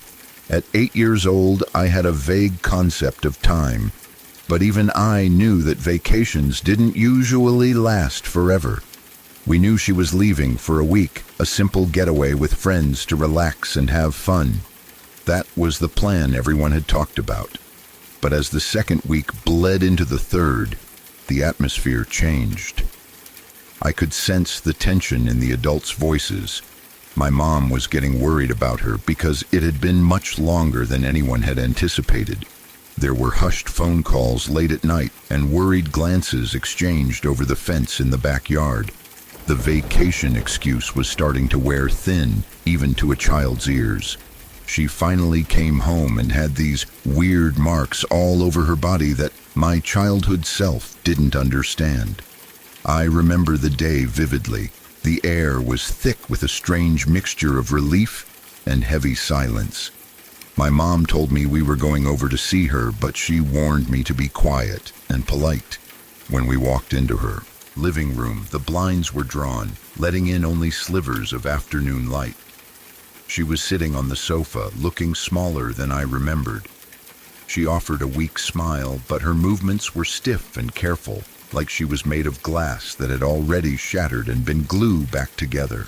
Her arms and neck were covered in these strange, discolored patches and lines. To my innocent eyes, they looked like angry scribbles or bad bruises from a fall, but there was a pattern to them that unsettled me. She then sat us down and explained what had happened to her. She looked at my mother first, a silent question passing between them, and with my mom's permission, she turned to me. She didn't want to hide it. She wanted me to know why she wouldn't be around anymore. She began to speak, her voice trembling but steadying as she went on. She told us she had been on vacation with her friend. I knew who she was talking about. He was a guy she had known for a while, someone she trusted enough to travel with. He was a male and much bigger than her, a friend she thought would protect her, not harm her. They had rented a cabin somewhere secluded and peaceful, far away from the noise of the city. It was supposed to be a time of laughter and relaxation, but that trust was the first thing to be broken. She told us that the nightmare started when she was asleep. She woke up one night to him fondling her. The confusion must have been paralyzing at first. The foggy transition from sleep to a reality that didn't make sense. Her friend, the person she trusted, was violating her space and her safety. She fought back. Even as she told the story, sitting there on her parents' couch, I could see the flash of spirit in her eyes. She hadn't just let it happen. She struggled against him, trying to push him away, trying to scream, trying to make him stop. But the physical difference was too great. He was overpowering, and her resistance only seemed to fuel a dark, monstrous rage within him. He raped her. It was a violence that my 8-year-old mind couldn't fully process, but I understood that something sacred had been stolen from her. The horror didn't end there. In his frenzy, he pulled out a weapon. He stabbed her over 30 times. It is a number that is hard to comprehend even now as an adult, over 30 times. The sheer brutality of it, the duration of the attack, implies a level of hatred and madness that is terrifying to think about. After the assault, when she was bleeding and broken, he didn't just leave. He dragged her body limp and battered and locked her in a closet. She was naked, stripped of her dignity and her defenses, left in the dark to die. He closed the door, sealing her in with the smell of her own blood and the overwhelming silence of the cabin. He assumed she would bleed out in that small, dark space. He left her there like she was nothing, discarded trash to be found days or weeks later. But she didn't die. She lay there in the darkness, listening. She forced herself to stay awake, fighting the urge to slip into the unconsciousness that beckoned her. She needed to be sure. She waited until she heard no sounds in the cabin. She listened for the heavy footsteps to stop, for the door to slam, for the engine of a car to fade away into the distance. Only when the silence was absolute did she dare to move. The pain must have been excruciating, every slight movement pulling at the dozens of stab wounds covering her body. She knew she couldn't turn the handle or pick the lock. She had to use force she didn't think she had left.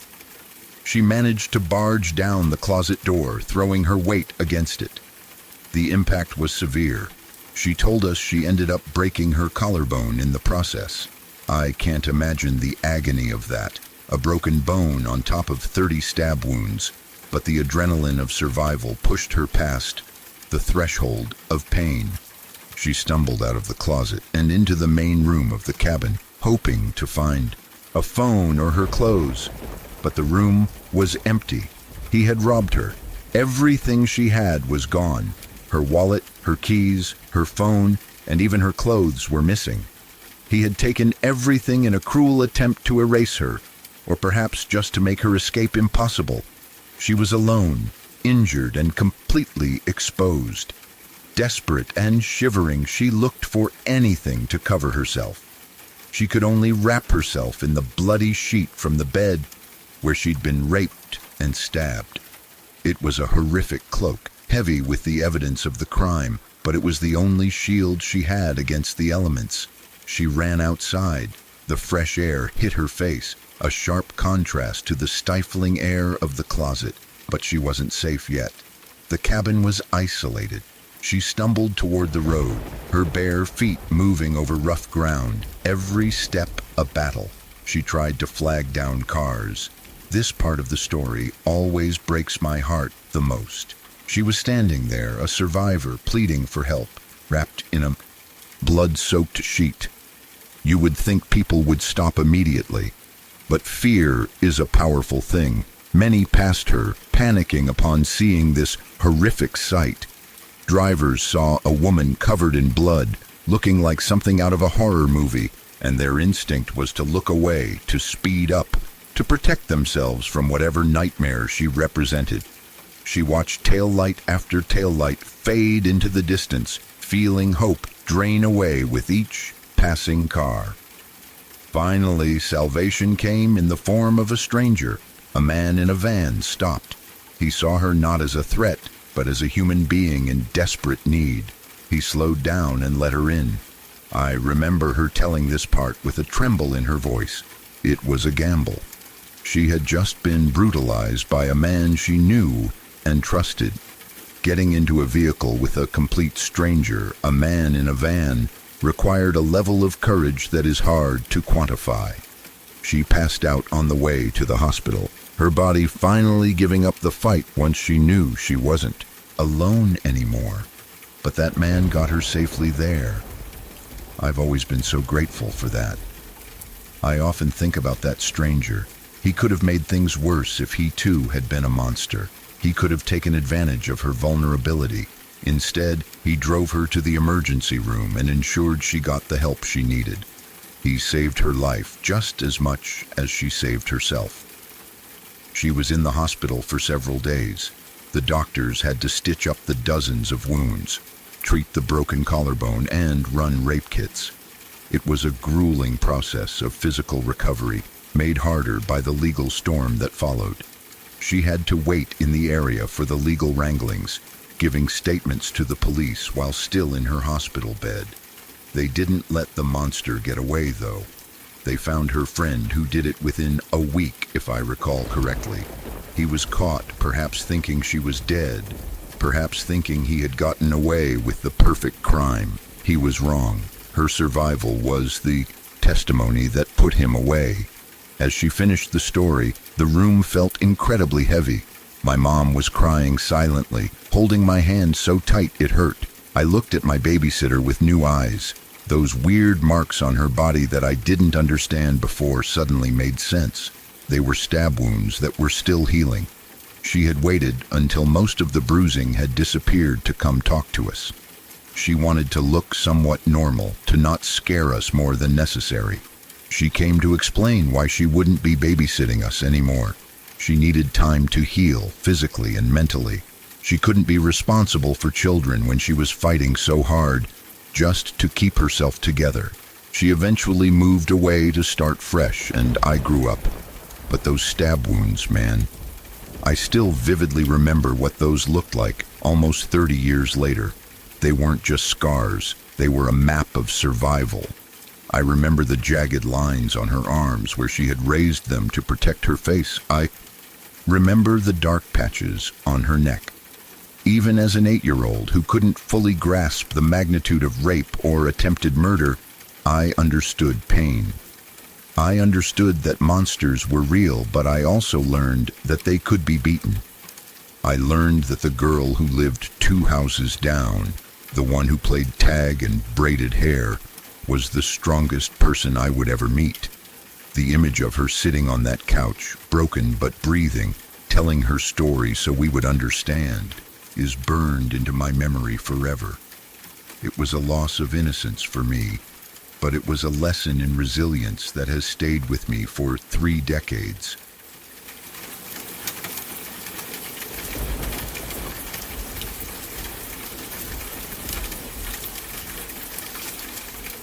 Years ago, something happened that still feels unreal no matter how much time has passed. It's one of those stories that doesn't fade, no matter how many times you replay it in your head, because it makes absolutely no sense. There was no warning, no obvious signs, no clear reason, just a level of cruelty that still leaves me shaking my head all these years later. A friend of mine lived on the main floor of a house, and it was a place we spent a lot of time. It was comfortable, familiar, and always felt safe. We would go over there to hang out, watch TV, drink, talk, and just relax. It was one of those houses where people came and went, where nothing ever felt tense or strange. In the basement of that same house lived a guy and his girlfriend. They rented the lower level, completely separate from the main floor. From time to time, they would come upstairs and hang out with us. They were friendly, easygoing, and seemed normal in every way. We joked together, shared drinks, and talked like any group of people getting to know each other. There was nothing about them that stood out as alarming. No red flags, no odd behavior. Nothing that would make you think something was wrong. They seemed like a regular couple. The guy worked a normal job. He was quiet but friendly. His girlfriend was outgoing, playful, and affectionate toward him. They looked happy together, at least on the surface. If there were problems between them, none of us saw it. If there were warning signs, they were hidden well. Then one night, everything changed. The guy in the basement came home from work like he always did. It was an ordinary night, no arguments, no tension that anyone noticed. His girlfriend greeted him, and things seemed normal at first. Then she suggested something different. She told him she wanted to try some role play. She wanted to tie him to the bed. He trusted her. That's the part that's hardest to think about. He didn't hesitate. He didn't question her motives. Why would he? She was his girlfriend, someone he cared about, someone he believed loved him. He agreed, assuming it was just something playful, something intimate between the two of them. She tied him to the bed. He was completely restrained, arms and legs bound, unable to move, completely vulnerable. She climbed on top of him and started kissing him. For a moment, everything probably felt normal to him. Intimate, safe, familiar. There was no reason for him to feel afraid yet. Then suddenly, she stopped. She didn't say anything. She didn't explain. She just stood up and walked away from the bed. That alone would have been confusing. Maybe he thought it was part of the role play. Maybe he thought she was teasing him. He was still tied up, waiting, trusting that she would come back. Instead, she walked to the closet, and she opened the door. Inside the closet was another man, her new boyfriend, someone she had already decided to run away with, someone she had been hiding, literally in the same room. Before the guy tied to the bed could even process what was happening, the man from the closet attacked him. He stabbed him over and over again, around 15 times, in the chest, the stomach, the neck, the face. Places meant to kill, places meant to ensure he wouldn't survive. And he couldn't fight back. He couldn't defend himself. He was tied to the bed, completely helpless, watching his life being taken away by two people he trusted or had never even known existed. What makes it even harder to understand is that there was no clear reason for it, no explanation that makes sense. They wanted to be together, yes, but why did that mean he had to die? Why wasn't leaving enough? Why wasn't breaking up enough? Why did it have to be this violent, this calculated, this cruel? After the attack, they didn't call for help. They didn't untie him. They didn't show remorse. They left him there, bleeding, tied to his bed, assuming he would die. Then they ran. They walked away from the house, from the scene, from the destruction they had just caused, and disappeared. Somehow, against all odds, he didn't die.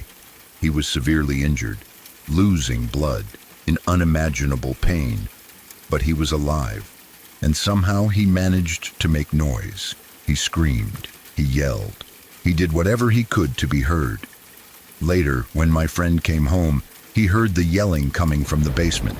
At first, he probably thought it was an argument or something minor, but the sound didn't stop. It was desperate, panicked, wrong. So he went downstairs. What he found was something no one should ever have to see. The basement neighbor was still tied to the bed, covered in blood, barely alive. The room was a horror scene. Blood everywhere. The realization of what had happened hit all at once. There was no confusion anymore. This wasn't an accident. This wasn't a fight gone wrong. This was a deliberate attempt to murder someone.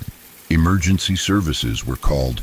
Immediately, paramedics arrived, police followed. The house that had always felt safe was suddenly filled with flashing lights, sirens, chaos, and shock. Everything changed in a matter of minutes. The victim survived, but his life was forever altered, physically and emotionally. No one goes through something like that and comes out unchanged. The betrayal alone was devastating. The pain, the fear, the knowledge that someone he trusted had planned his death. For everyone involved, it was traumatic. For my friend who discovered him, for the people who lived in that house, for everyone who had spent time with that couple, believing they were normal, harmless people. The girl and her new boyfriend were caught a few days later. They didn't get away with it. Justice caught up to them. But even that didn't make the situation feel resolved. It didn't erase what happened. It didn't explain why they made the choices they did. That's the part that still doesn't sit right. There was no reason. No argument that escalated, no moment of rage that spiraled out of control. This wasn't a crime of passion in the way people usually think of it. It was planned. It was staged. It was cold. She set him up. She used intimacy and trust as a weapon. She made sure he couldn't fight back. And then she let someone else do the violence. That level of malice is hard to comprehend.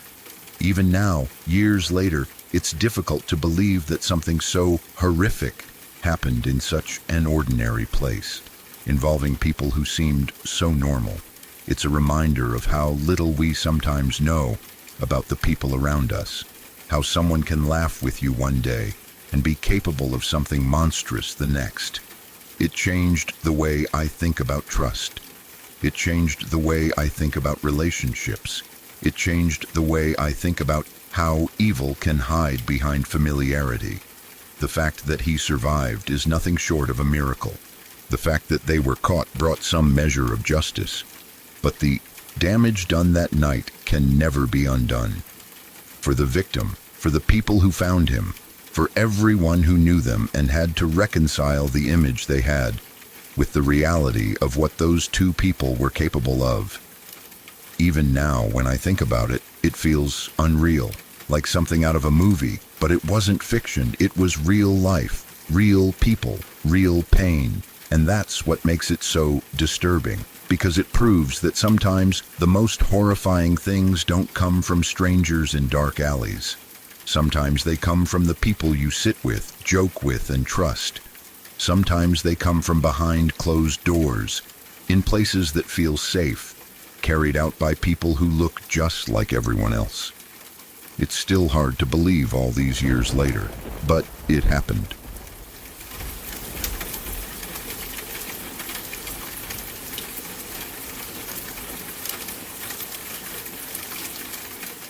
This is one of those stories that sounds unreal when you first hear it, but the more you think about it, the more horrifying it becomes.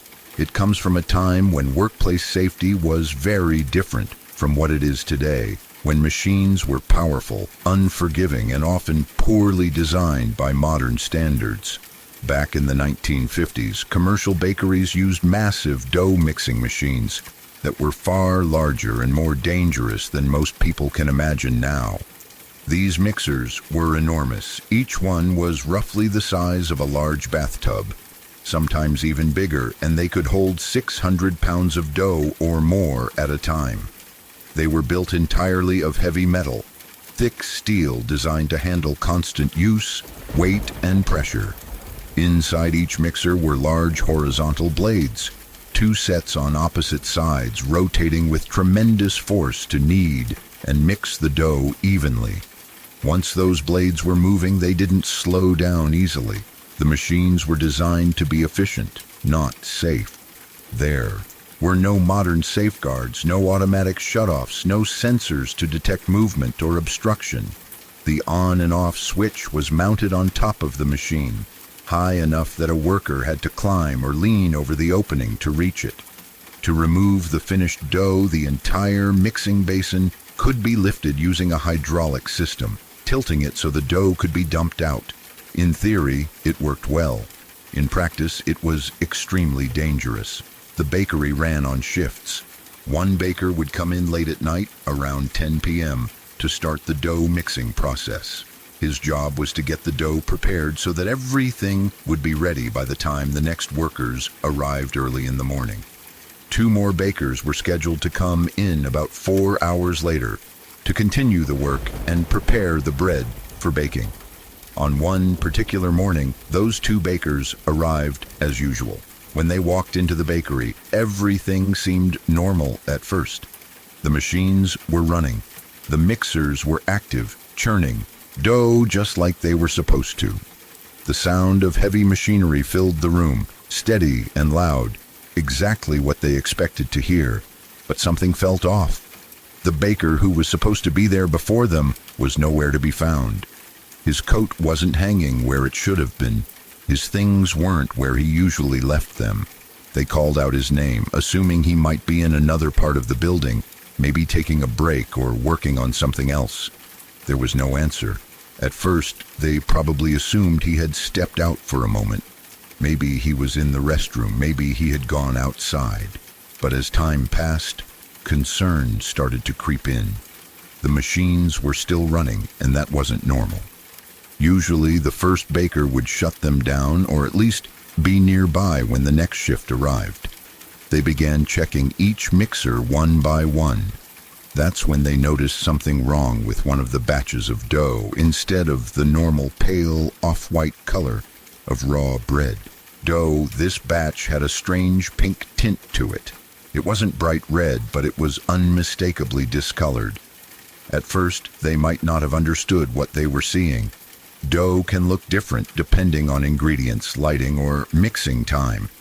But this was different. This was wrong. Then they saw fabric, an apron, bits of clothing mixed into the dough. That was the moment realization hit them. The baker from the night shift hadn't just gone missing. He hadn't stepped outside. He hadn't gone home early. He was in the machine. The only explanation that made sense was that he had slipped while trying to turn off the mixer. To reach the switch, he would have had to lean over the opening. If he lost his balance even slightly, there was nothing to stop him from falling in. Once inside, there was no escape. The blades would have pulled him under instantly. The machine wouldn't have stopped. Those mixers were powerful enough to knead hundreds of pounds of dense dough without slowing down. A human body would not have triggered any kind of resistance or shutdown. It would have been torn apart and fully incorporated into the dough as the blades continued to turn. By the time anyone realized something was wrong, there was nothing left to save. The man was completely mixed into the dough. There was no body to recover, no remains in the way people normally understand them. He had been reduced to fragments so small that separating them from the dough was impossible. The bakery was shut down immediately. Authorities were called, investigations followed, but there was no undoing what had happened. No way to make it right. No way to give the man's family the closure they deserved. That might be the most heartbreaking part of the story. His family couldn't even bury him normally. There was no body to lay to rest, no coffin, no final viewing, no chance to say goodbye in a way that brings even a small amount of peace. All they had was the knowledge of how he died, and the understanding that his final moments were likely filled with terror and pain. In the 1950s, stories like this weren't unheard of. Industrial accidents were far more common, especially in factories, mills, and bakeries, where large machines operated continuously. Safety regulations were minimal. Workers were expected to be careful, but machines were not designed to protect them if something went wrong. This incident became one of many that eventually led to changes in workplace safety laws. Over time, machines were redesigned. Emergency shutoff switches were added. Guards and covers became standard. Lockout procedures were introduced to prevent machines from running while being serviced. But those changes came too late for the man who lost his life that night. What makes the story so disturbing isn't just the violence of the accident, but how ordinary the situation was. He wasn't doing anything reckless. He wasn't ignoring rules. He was doing his job, the same job he had likely done countless times before. One slip, one moment of lost balance, and his life ended in one of the most horrifying ways imaginable. It also forces you to think about how invisible these dangers were to the people working around them. The machines were loud, powerful, and constant. Workers grew used to them. They trusted them. They depended on them. And that familiarity made them even more dangerous. The image of the pink dough stayed with the people who found it. It's the kind of thing you can't unsee. A subtle detail that carries an unbearable truth. Something that looks almost normal at first glance, but becomes horrifying once you understand what it means. Even decades later, the story still circulates among bakers, factory workers, and safety inspectors as a grim reminder of why regulations exist. It's told quietly, seriously, without exaggeration, because the truth alone is more than enough. A man went to work one night expecting to do his job and go home. He never left. He was swallowed by a machine that didn't care, didn't stop, and didn't even notice. And his family was left with nothing but the knowledge of how completely he was taken. It's hard to imagine a more senseless way to die. Harder still to imagine living with that knowledge as someone who loved him. The story stands as one of the most chilling examples of how dangerous early industrial work could be, and how easily a normal shift could turn into an unthinkable tragedy. All because of a machine, a moment, and a world that hadn't yet learned how to protect the people who kept it running.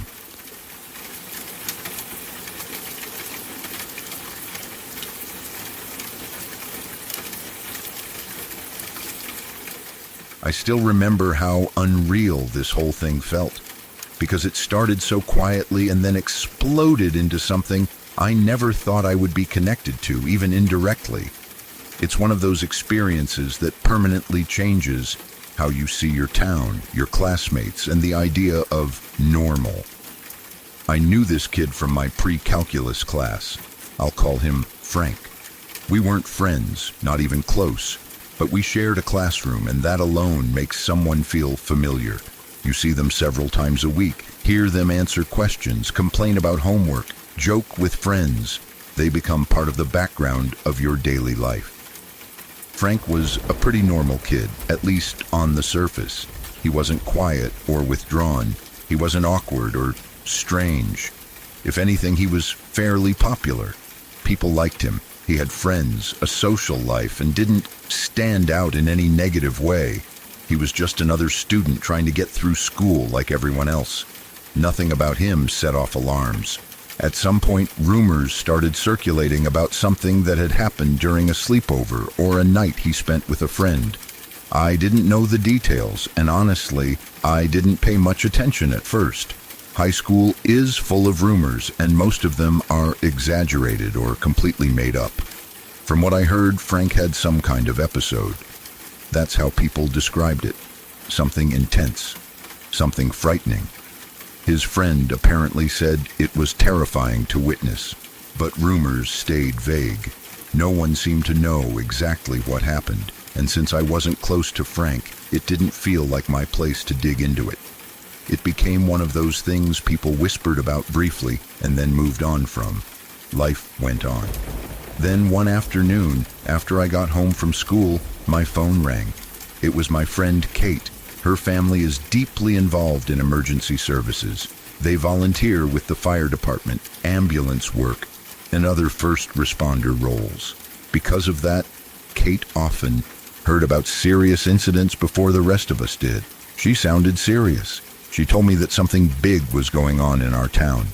She didn't give details right away, just that there were emergency crews everywhere and that it was serious. My first instinct was panic. I asked if everything was okay, if anyone was hurt, if I needed to worry about my family. She told me I was fine, that I wasn't involved, that I didn't need to do anything, but the way she said it made my stomach drop. Later that day, I went over to Kate's house. By then, the tension was thick. Her family was clearly shaken. When she finally told me what had happened, it felt like the air left the room.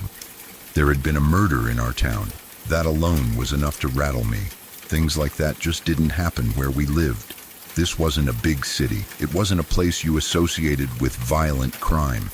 It was the kind of town where people felt safe walking at night, where neighbors waved to each other, where the biggest news stories were usually about school events or local sports. A murder felt impossible. I remember feeling uneasy but still detached, like it was tragic but distant. I didn't yet understand how close it was to my own life. That night I got a text from another friend, and everything shifted. They told me that Frank was the one who had committed the murder. I stared at my phone for a long time before it really sank in. I reread the message, hoping I had misunderstood, hoping it was someone else with the same name, hoping it was another rumor that would turn out to be wrong, but it wasn't. Frank had murdered his own mother. It happened during another episode similar to the one people had whispered about earlier. This time, though, it ended in the worst possible way. The details were horrifying, but what hit me hardest wasn't the violence itself. It was the disconnect, the complete inability to reconcile the Frank I had seen in class with the person who had done this. It felt unreal in the truest sense of the word. This wasn't some abstract news story from another state or another country. This wasn't a name I had never heard before. This was someone I had shared a classroom with, someone I had seen laugh, talk, and exist like any other teenager.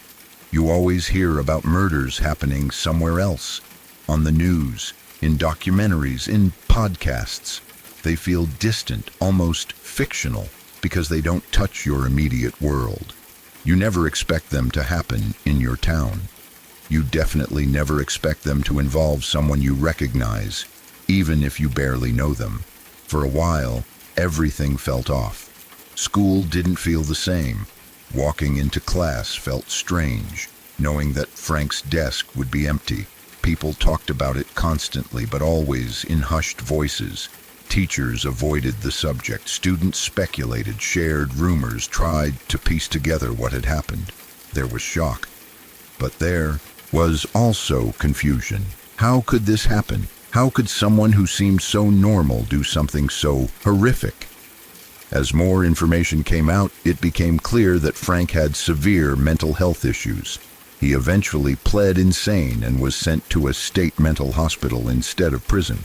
Legally, he was deemed not responsible, in the same way a fully sane person would be.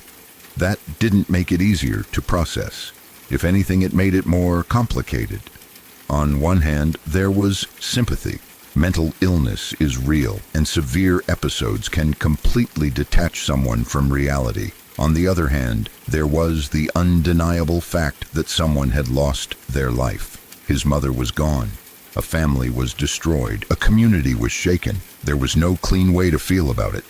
The only time I've seen Frank since before the murder was on television. His sentencing was recorded and clips of it were shown on the news. Seeing his face again after everything that had happened was surreal. He looked different, but also the same.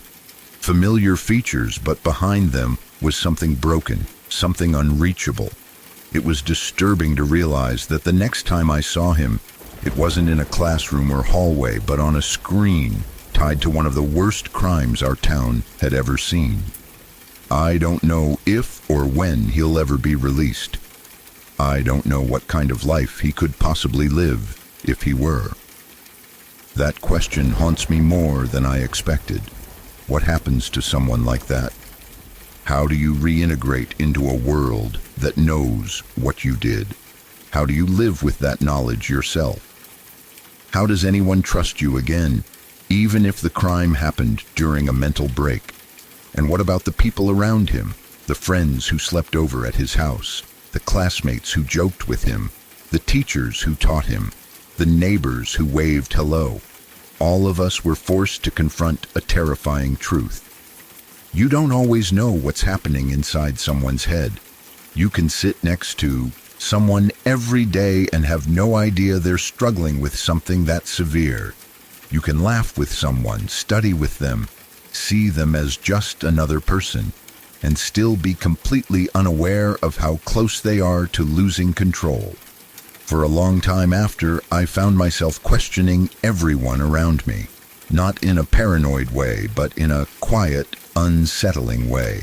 I started noticing behaviors more, mood shifts, strange comments, moments of anger or detachment that I might have ignored before. It wasn't that I thought everyone was dangerous. It was that I realized how little we truly know about the people we interact with. That realization stays with you. What made it especially disheartening was how fast everything changed. One day, Frank was just another kid in pre-calc. The next, he was a name tied to a murder investigation, a face on the news, a case file, a tragedy. There was no gradual transition, no warning siren that everyone could hear, just a sudden, irreversible break between before and after. Even now, years later, I think about it sometimes, about how fragile normal life really is, about how quickly it can collapse, about how the idea of "this doesn't happen here" is an illusion we cling to until it's shattered. I also think about Frank's mother. She wasn't just a headline, she was a person, a parent, someone who raised a child and likely never imagined her life would end that way. That part often gets lost when people focus on the shock of the crime itself. And I think about Frank too, in a complicated, uncomfortable way. Not to excuse what he did, but to acknowledge how tragic the entire situation was. A young life lost, another young life permanently destroyed, a family erased, a town left trying to understand something that doesn't have a satisfying explanation. There are no lessons that make this easier to accept, no moral that neatly wraps it up. All it really taught me was how unpredictable people can be, and how dangerous it is to assume that familiarity equals understanding. Just because someone seems normal, popular, or well-liked doesn't mean you know what they're dealing with internally. It also taught me how deeply events like this can affect you, even when you're not directly involved. I barely knew Frank, yet the impact of what he did stayed with me for years. It changed how I think about safety, about mental health, and about the invisible struggles people carry. I don't know what Frank's future looks like. I don't know if he'll ever be released. I don't know if he'll ever be stable enough to live outside a hospital. And honestly, I don't know how I'd feel if I saw him again in person. All I know is that this was the moment I truly understood that terrible things don't just happen out there. Sometimes they happen right next to you, in your class, on your street, in your town. And once you realize that, you never quite see the world the same way again.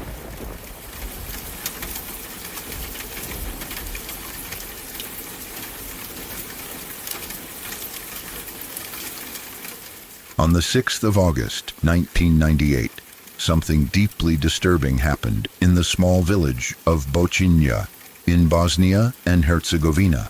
Bocinja was a quiet place, the kind of village where people knew each other and where the scars of the recent war were still fresh but mostly unspoken.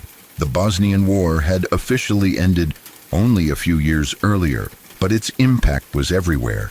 The country was still fractured emotionally and socially after the breakup of Yugoslavia and the wave of nationalism and hatred that followed. The man at the center of this story was Edin Gacic. He was widely seen as a product of the war itself. Like many others, he had been shaped by violence, ideology, and years of chaos. He was a religious fanatic and a nationalist, deeply influenced by extremist beliefs that had taken root during the conflict. Those beliefs would eventually fuel a series of brutal crimes. That day in August 1998, Gacic killed Ismet Gunic in Bocinja. Gunic was a member of El Mudahid, a subdivision of the Bosnian army that had gained a notorious reputation during the war. The group was associated with ethnic cleansing and war crimes, and its legacy remains deeply controversial and painful, even decades later. Gottschalk himself had also been a member of this same subdivision, which made the killing even more complex and disturbing. When Gottschalk was arrested and put on trial, he did not show remorse in any meaningful way. In court, he gave rambling justifications for the murder, claiming that he wanted to assert dominance. The judges did not accept his explanations. In 1999, he was sentenced to 14 years in prison with mandatory psychiatric treatment. The court recognized that he was dangerous and unstable, but still believed he was criminally responsible for his actions. Despite this, in 2002, he became eligible for parole. After being released, he went to visit his mother in the city of Zenica. What happened next shocked even those who were already familiar with his past. During that visit, Gottschalk shot his own mother twice and killed her. There was no warning, no known argument that could explain it. It was another act of cold, senseless violence.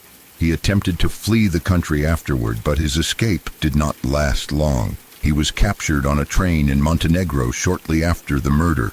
This time, the court sentenced him to 20 years in prison on 2 counts of manslaughter. Once again, psychiatric issues were acknowledged, but they did not prevent a long sentence. Even so, the story did not end there. In 2017, after serving 2/3 of his sentence, Aiden Gottschalk was released from prison. His release caused quiet fear among those who knew his history, but there was little public attention at first. He disappeared into the background, keeping a low profile. On social media, he created a new identity, posing as a tour guide under the alias Abu Enis bin Muharrem. On Facebook, he appeared harmless, blending in among religious and travel-related content. His real identity remained hidden, at least for a while. That disguise did not stop him from killing again. On the 4th of February 2019, he murdered a man who was a father of 3 children. The killing sent shockwaves through the country. Once his identity was discovered, panic spread quickly. People realized that a man with a long history of violence, who should never have been free, was now on the run. A nationwide manhunt was launched. During this time, Gottschalk proved once again how dangerous he was. While fleeing, he encountered police in the small town of Tarchin. In that encounter, he killed a police officer. The murder of an officer intensified the search and raised the stakes even higher. Entire regions were on alert. Roads were monitored. Armed patrols were deployed. For days, the country watched and waited. On the 12th of February, 2019, the manhunt finally ended. Gottschalk was located and confronted by police. A clash followed, and during that confrontation, he was killed. His death brought relief, but not closure. Too many lives had already been destroyed. Too many chances had been given. In the end, there was nothing heroic or meaningful about his death. No one came to his funeral. There were no mourners, no speeches, no prayers spoken in his name. He left behind no legacy except fear, grief, and unanswered questions about how someone so clearly dangerous was allowed to walk free more than once. His life became a grim example of how war, extremism, untreated trauma, and failed systems can combine into something truly catastrophic. For many people in Bosnia and Herzegovina, his story is not just about one man. It is about the long shadow of the Bosnian War, the unresolved wounds left by the breakup of Yugoslavia, and the way violence can echo for decades if it is not confronted properly. Gottschalk did not appear out of nowhere. He was shaped by a time when hatred was normalized and human life was cheap. And in the end, he died exactly as he lived, alone. If these stories feel familiar, there's a reason. Most people have experienced something they don't talk about. If you're still listening, leave a like and subscribe. It helps keep stories like these alive. And if something has ever followed you home, send it in. Let's continue. And This happened to my parents some years ago after my siblings and I had all grown up and moved out.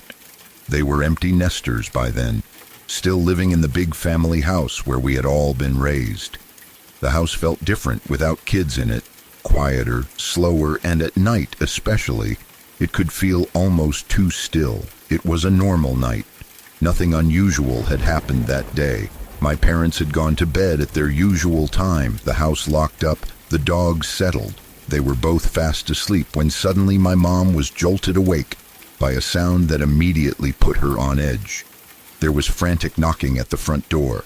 Not a calm knock, not a doorbell. This was loud, desperate pounding. At the same time, a woman's voice was screaming through the night. "Help me! Help me! He's after me!" The dogs went absolutely insane. They were barking, growling, throwing themselves towards the front of the house. That alone was enough to spike my parents' adrenaline. The knocking continued, hard and fast, like whoever it was expected the door to open immediately. My dad's first instinct was to jump out of bed and run downstairs. That's just the kind of person he is. Someone is screaming for help at your door in the middle of the night. You don't stop to think, you just react. But my mom stopped him. She told him to wait. She couldn't explain it clearly at the time, but she said something about it felt wrong, suspicious. The way the woman was screaming didn't feel natural to her. It sounded forced, almost rehearsed, like someone trying very hard to sound desperate. My mom has always had strong instincts, and in that moment, every one of them was telling her not to open the door. There was another problem too. Earlier that evening, my mom had left the entranceway light on downstairs. It was something she often did. That light illuminated the front hall and shone clearly through a large window next to the front door. From outside, anyone standing on the porch could easily see inside the house. That meant if my parents went downstairs to check the door, whoever was knocking would immediately see them. There would be no way to quietly observe the situation without being noticed. They lived on a quiet road in upstate New York, the kind of place where neighbors are spread out, where you don't expect random people to show up in the middle of the night screaming for help. That made the whole situation even stranger. The knocking and screaming continued. My dad paced at the top of the stairs, torn between wanting to help and listening to my mom's warning. The dogs were still going wild. The woman outside didn't stop. She kept shouting that someone was after her, that she needed help, that she was in danger. Then my dad had an idea. Instead of going downstairs, he decided to check from upstairs. He kept all the lights off and quietly moved from room to room on the second floor, looking out the windows that faced the front of the house. From up there, he could see the yard and the area around the porch without being seen himself. He checked the front-facing rooms first, but didn't see anything unusual beyond the woman at the door. Then he went into my old bedroom. I had the corner room of the house, which meant my windows faced not only the front yard, but also the side of the house.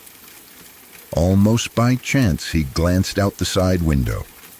That's when he saw him. There was a man crouching in the bushes.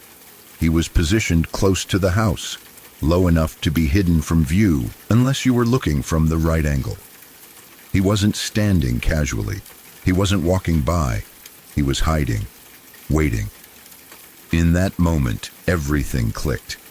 The screaming woman at the door wasn't alone. My mom didn't hesitate after my dad told her what he saw. She immediately called the police. Her voice was calm but urgent. She explained that there was a woman banging on their door, claiming she was being chased, and that her husband had seen a man hiding in the bushes near the house. The police said they were on their way. Those few minutes waiting felt much longer than they actually were. The knocking continued, though it slowed down slightly. The woman didn't leave. She stayed right there, still calling out for help, still acting desperate. My parents stayed upstairs, silent, watching from the dark. When the police cars finally pulled up, everything changed very quickly. As soon as the flashing lights appeared on the road, the man in the bushes sprang up and ran out toward the street. But instead of running away in panic, he suddenly slowed down and started jogging, calmly, casually, like someone out for a late-night run. The police got out and questioned both of them. From what my parents later learned, the man insisted he was just jogging. He claimed he had nothing to do with the woman. The woman gave some explanation too, though I don't remember exactly what she said. Whatever it was apparently enough to muddy the situation. Legally, the police couldn't hold them. There was no proof of a crime. No one had broken into the house. No one had been hurt. The man claimed he was exercising. The woman claimed she was distressed for some reason. Without clear evidence, the police had to let them go. The officers did advise my parents to stay alert and to call again if anything else happened. Then they left. The house went quiet again, but the sense of unease didn't. Later that week, my parents heard something that made the whole situation even more disturbing. 2 neighborhoods over, in a different police precinct, a couple had been tied up and robbed in their own home. The details sounded horrifyingly familiar. The criminals were a pair, a man and a woman. Their method was exactly the same. The woman would go to the door late at night, screaming for help, pretending to be in danger. When the homeowners opened the door to help her, the man would appear. Together they would force their way inside, tie the people up, and rob them. Hearing that confirmed what my mom had felt that night. It had been a setup. If my parents had gone downstairs and opened the door, they would have been seen immediately through the window. The man in the bushes would have known exactly when to move. The situation could have ended very differently. The thought of that still makes my stomach turn. My parents were lucky. Lucky that my mom trusted her instincts. Lucky that my dad thought to look from upstairs. Lucky that they didn't do what most people would do and open the door without thinking twice. That story stuck with me deeply when they told me. It changed the way I think about emergencies, about strangers, about those moments where your heart tells you one thing and your instincts tell you another. Sometimes the most dangerous situations don't look dangerous at all. Sometimes they look like someone asking for help.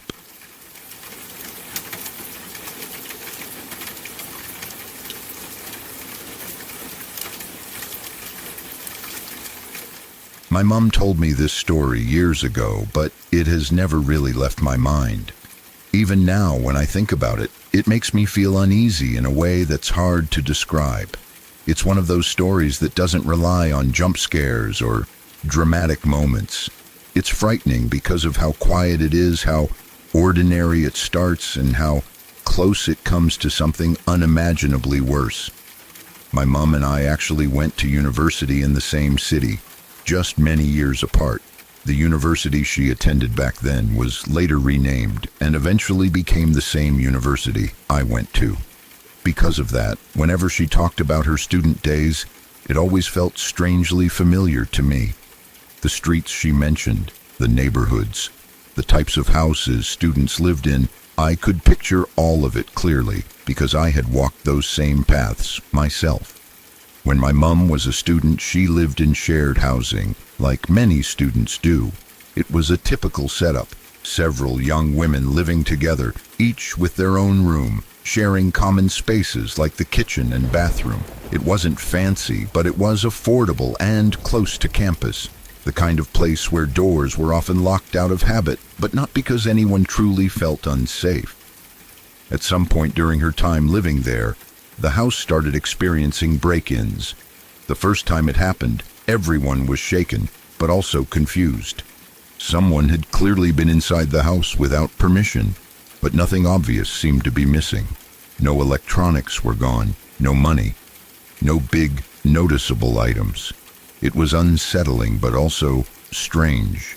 Why would someone break in and take nothing? They did what anyone would do. They called the police. The police came, took statements, looked around, and asked questions. But there wasn't much they could do. There were no witnesses, no clear signs of forced entry, no DNA, no fingerprints that led anywhere useful. The police suggested better locks, being more careful, and reporting it again if it happened. And it did happen again, more than once. Each time the same pattern repeated. Someone had been in the house. Things were disturbed just enough to be noticeable, but nothing valuable was missing. Each time the police were called. Each time nothing concrete could be done. For the housemates, it became a source of anxiety. They talked about it among themselves, tried to work out what was happening, wondered if someone had a key, or if they were forgetting to lock a door or window. But nothing ever made complete sense. During this time, my mom noticed something else. Some of her clothing had gone missing. Not entire outfits, not coats or shoes. Small things, personal things, underwear, items that you don't usually keep track of carefully because you assume they're somewhere in your room, in the laundry, or mixed in with other clothes. At first, she didn't think much of it. Living in shared housing, things sometimes went missing or got mixed up. She assumed one of her housemates might have borrowed something by accident or taken it without asking. Or maybe she had misplaced it herself. She didn't want to accuse anyone or make a big deal out of it, so she brushed it off. Looking back, that part is one of the most chilling details, because it wasn't random. But she didn't know that yet. Eventually, for reasons unrelated to the break-ins, my mom moved out of the house quite suddenly. It wasn't a long, planned move. It happened quickly. She packed her things and left.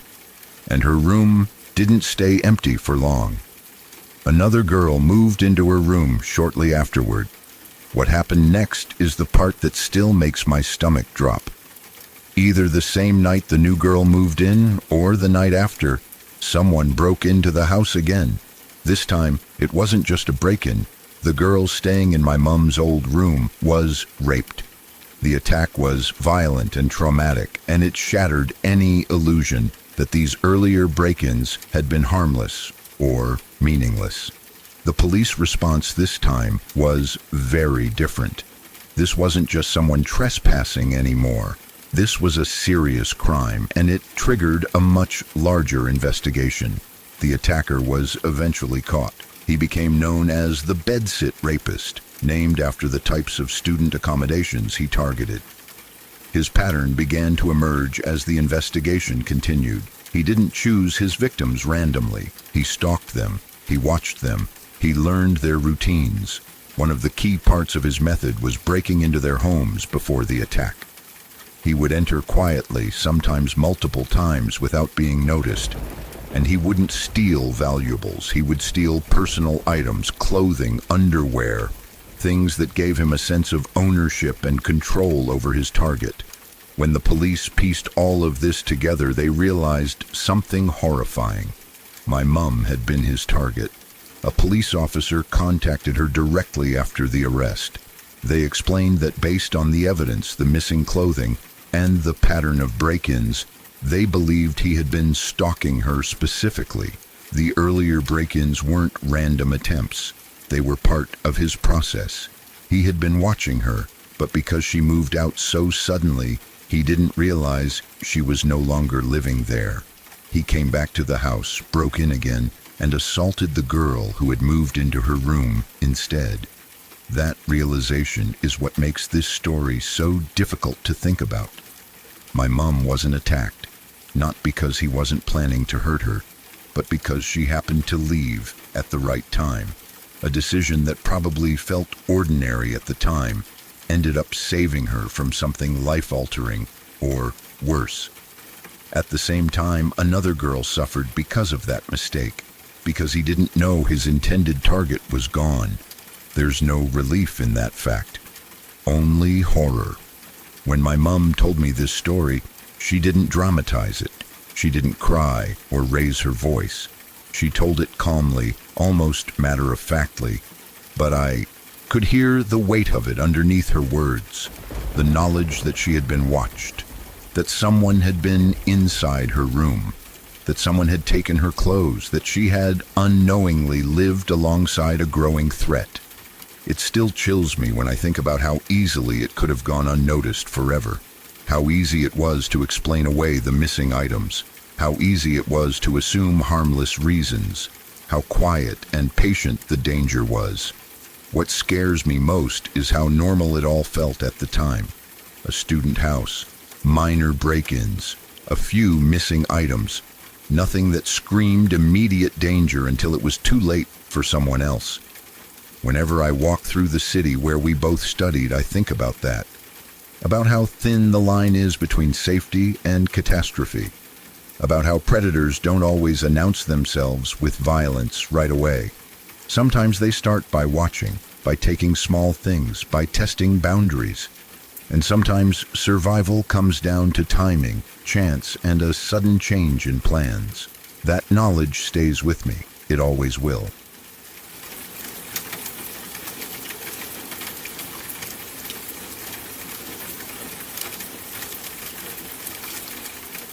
I was 6 years old when something happened that would shape my childhood fears for years to come, creating a phobia so deep and lasting that it affected how I felt about darkness, basements, and horror movies well into my later years. But to really understand the terror of what happened when I was 6, I need to go back a year earlier, to when I was 5 years old and experiencing what would become the foundation for one of the most frightening moments of my young life. It was late at night, well past the time when I should have been asleep in my bed. But like many children, I was still awake and wandering around the house when I probably should not have been. My mother had a friend over that evening, and they had decided to watch a movie together. Being a curious kid who did not want to miss out on anything the adults were doing, I found myself in the living room with them, though I was trying to stay hidden and unnoticed so I would not be sent back to bed. I quickly ran behind the couch when I heard them settling in to watch their movie, squeezing myself into that narrow space between the back of the furniture and the wall where kids always seem to think they are completely invisible, even when they are not.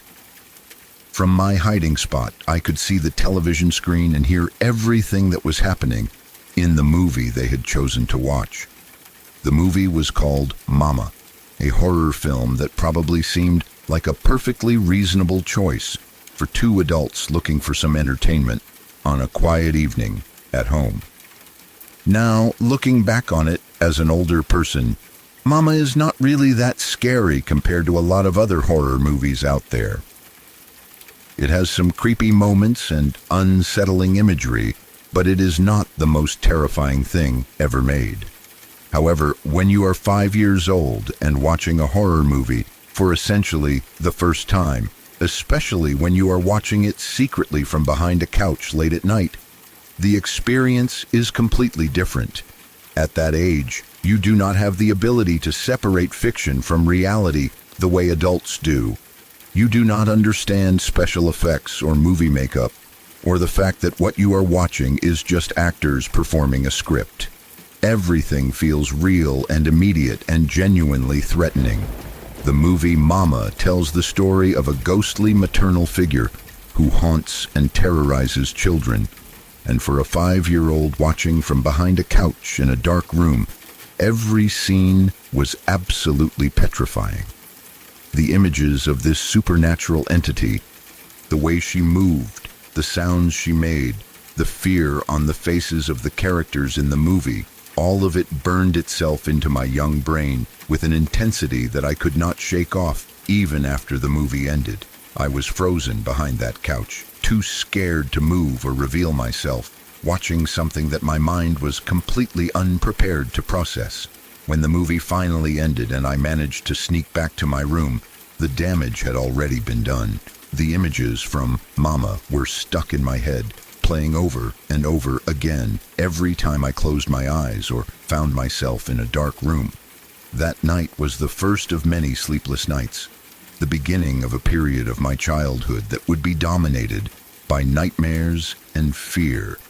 The nightmares were relentless and vivid, filled with the ghostly figure from the movie appearing in my room, in my closet, under my bed, anywhere that my terrified imagination could place her.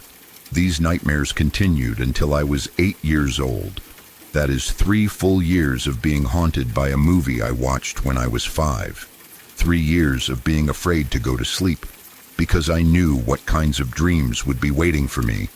3 years of waking up in the middle of the night, convinced that something from the movie was in my room with me.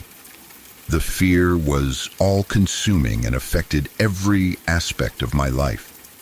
I did not want to be alone in any room. I needed lights on all the time. I would make excuses to avoid going into certain parts of the house where I felt the presence of that ghostly figure might be lurking. My mother probably had no idea that I had watched the movie from behind the couch that night, or if she did know, she might not have realized the profound impact it had on me. Kids are often hesitant to admit when they are scared, especially of something they were not supposed to be watching in the first place. So I carried this fear largely by myself, dealing with the nightmares and the anxiety as best as a young child could. A year after I first watched the movie, when I was 6 years old, my mother's friend came over to visit again, and this time she brought her son with her, just like before.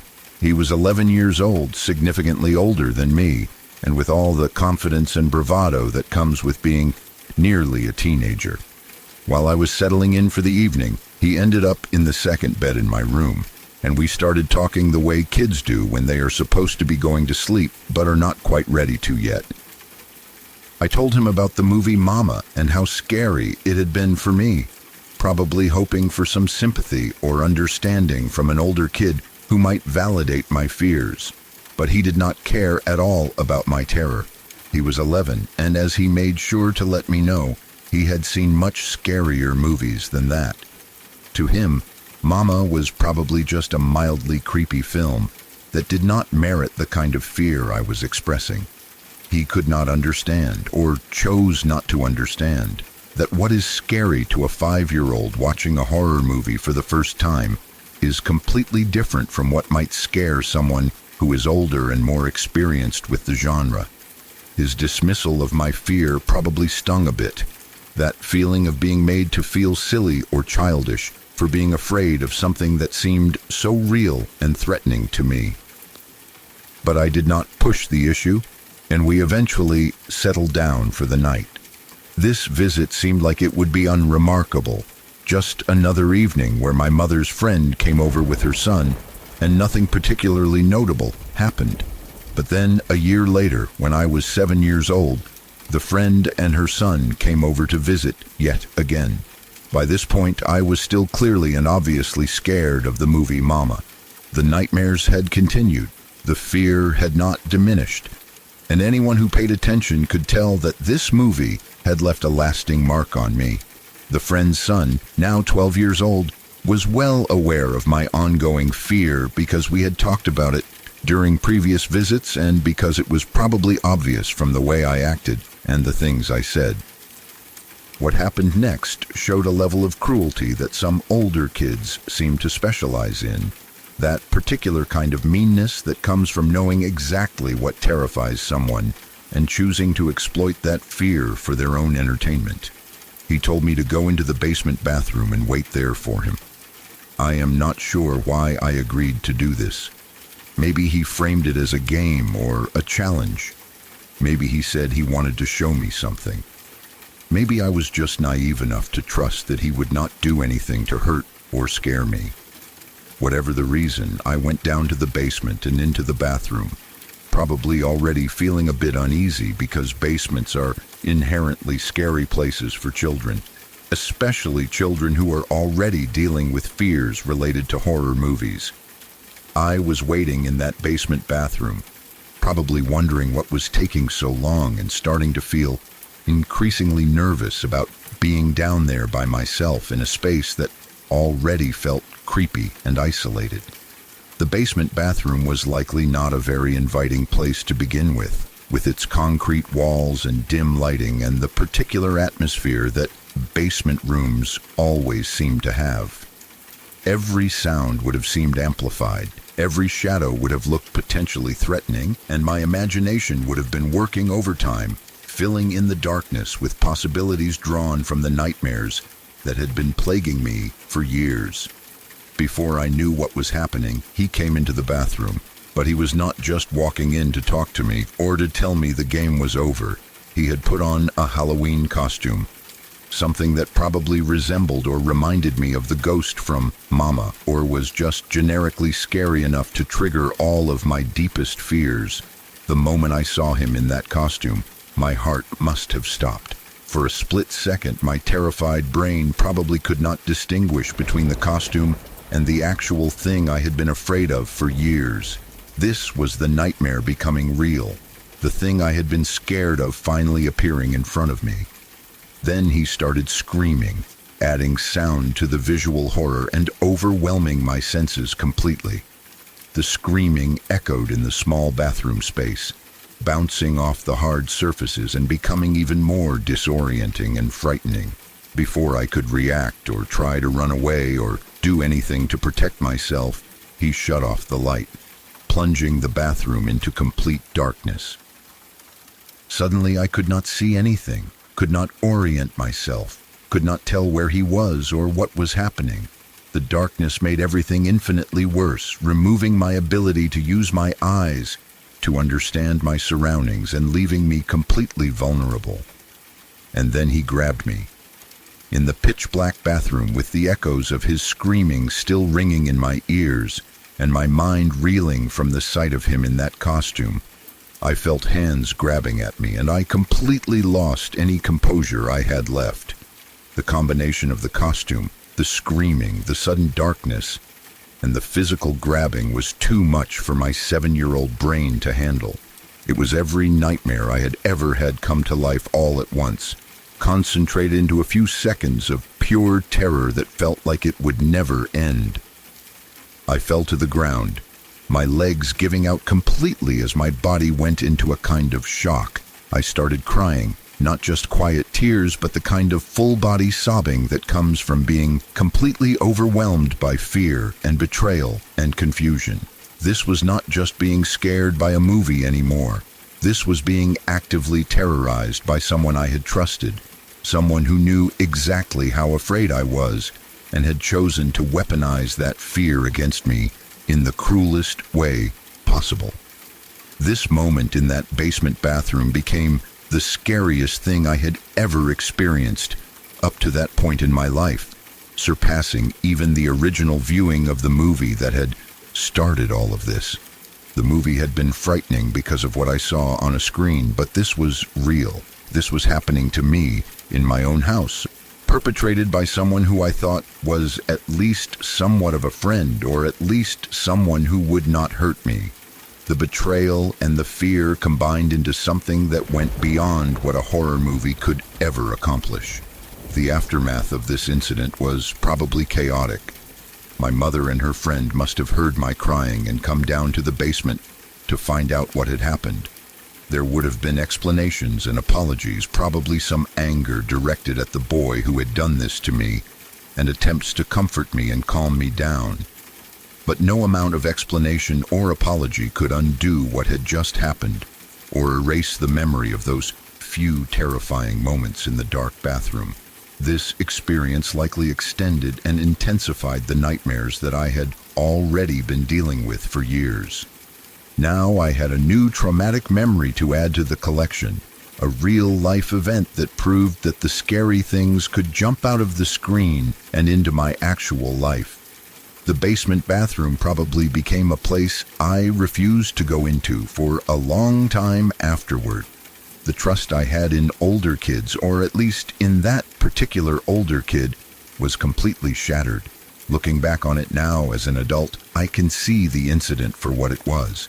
A mean prank pulled by a kid who was old enough to know better, but not mature enough to understand the real impact his actions would have. He probably thought it was funny, or that it would be a harmless scare that I would get over quickly. He might not have realized or cared about the fact that I had been dealing with genuine trauma related to that movie for years, and that what he was doing was not just a simple jump scare, but a deliberate exploitation of a deep-seated fear that had been affecting my life since I was 5 years old. But in the moment, and for years afterward, there was no adult perspective to provide context or minimize the fear. There was just the memory of being trapped in a dark bathroom with someone screaming and grabbing at me while wearing a costume that represented everything I had been afraid of for years. That memory became one of those defining moments of childhood, the kind of thing that shapes how you see the world and how you respond to fear. The incident probably affected my relationship with that boy as well. I doubt I ever fully trusted him again after that, and I probably dreaded seeing him whenever my mother's friend came to visit. What had maybe been a neutral or even friendly relationship before became something tainted by the memory of what he had done to me in that basement bathroom. He had proven himself capable of cruelty, of taking pleasure in my fear, and that is not something a child easily forgets or forgives. For my mother and her friend, this incident probably created some awkwardness in their relationship as well. How do you maintain a friendship when one person's child has deliberately terrorized the other person's child?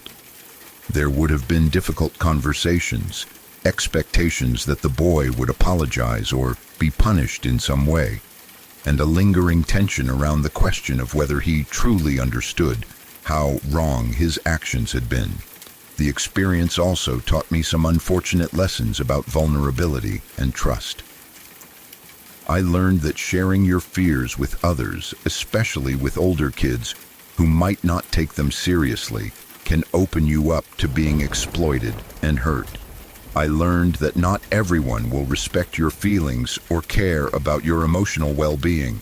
I learned that sometimes the people who should know better will choose to be cruel anyway. These are harsh lessons for a 7-year-old to learn, and they probably made me more guarded and less willing to open up about my fears going forward. The nightmares related to the movie Mama eventually did fade as I got older, and my brain developed better tools for processing and contextualizing fear.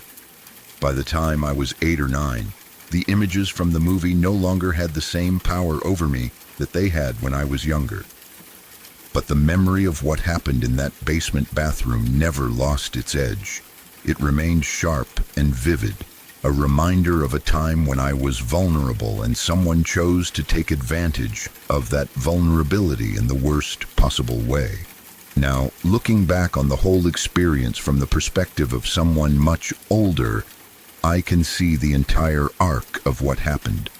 It started with a 5-year-old secretly watching a movie from behind a couch, led to years of nightmares and fear, and culminated in a cruel prank that magnified all of that existing terror into a concentrated moment of horror. It is a story about childhood fear, about the lasting impact that scary media can have on young minds, and about how trust can be violated and trauma can be compounded by the thoughtless or malicious actions of others. The boy who did this to me probably does not think about it much now, if he even remembers it at all. For him, it was likely just one prank among many, a moment of entertainment that he moved on from immediately. But for me, it remained one of the most frightening experiences of my childhood, a memory that I can still recall with perfect clarity even though so many years have passed.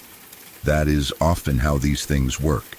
The perpetrator forgets while the victim remembers, carrying the weight of the experience long after the person who caused it has moved on to other things.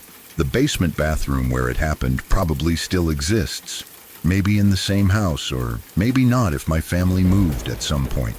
But whether or not the physical space still exists, it exists permanently in my memory as the site of that terrifying moment.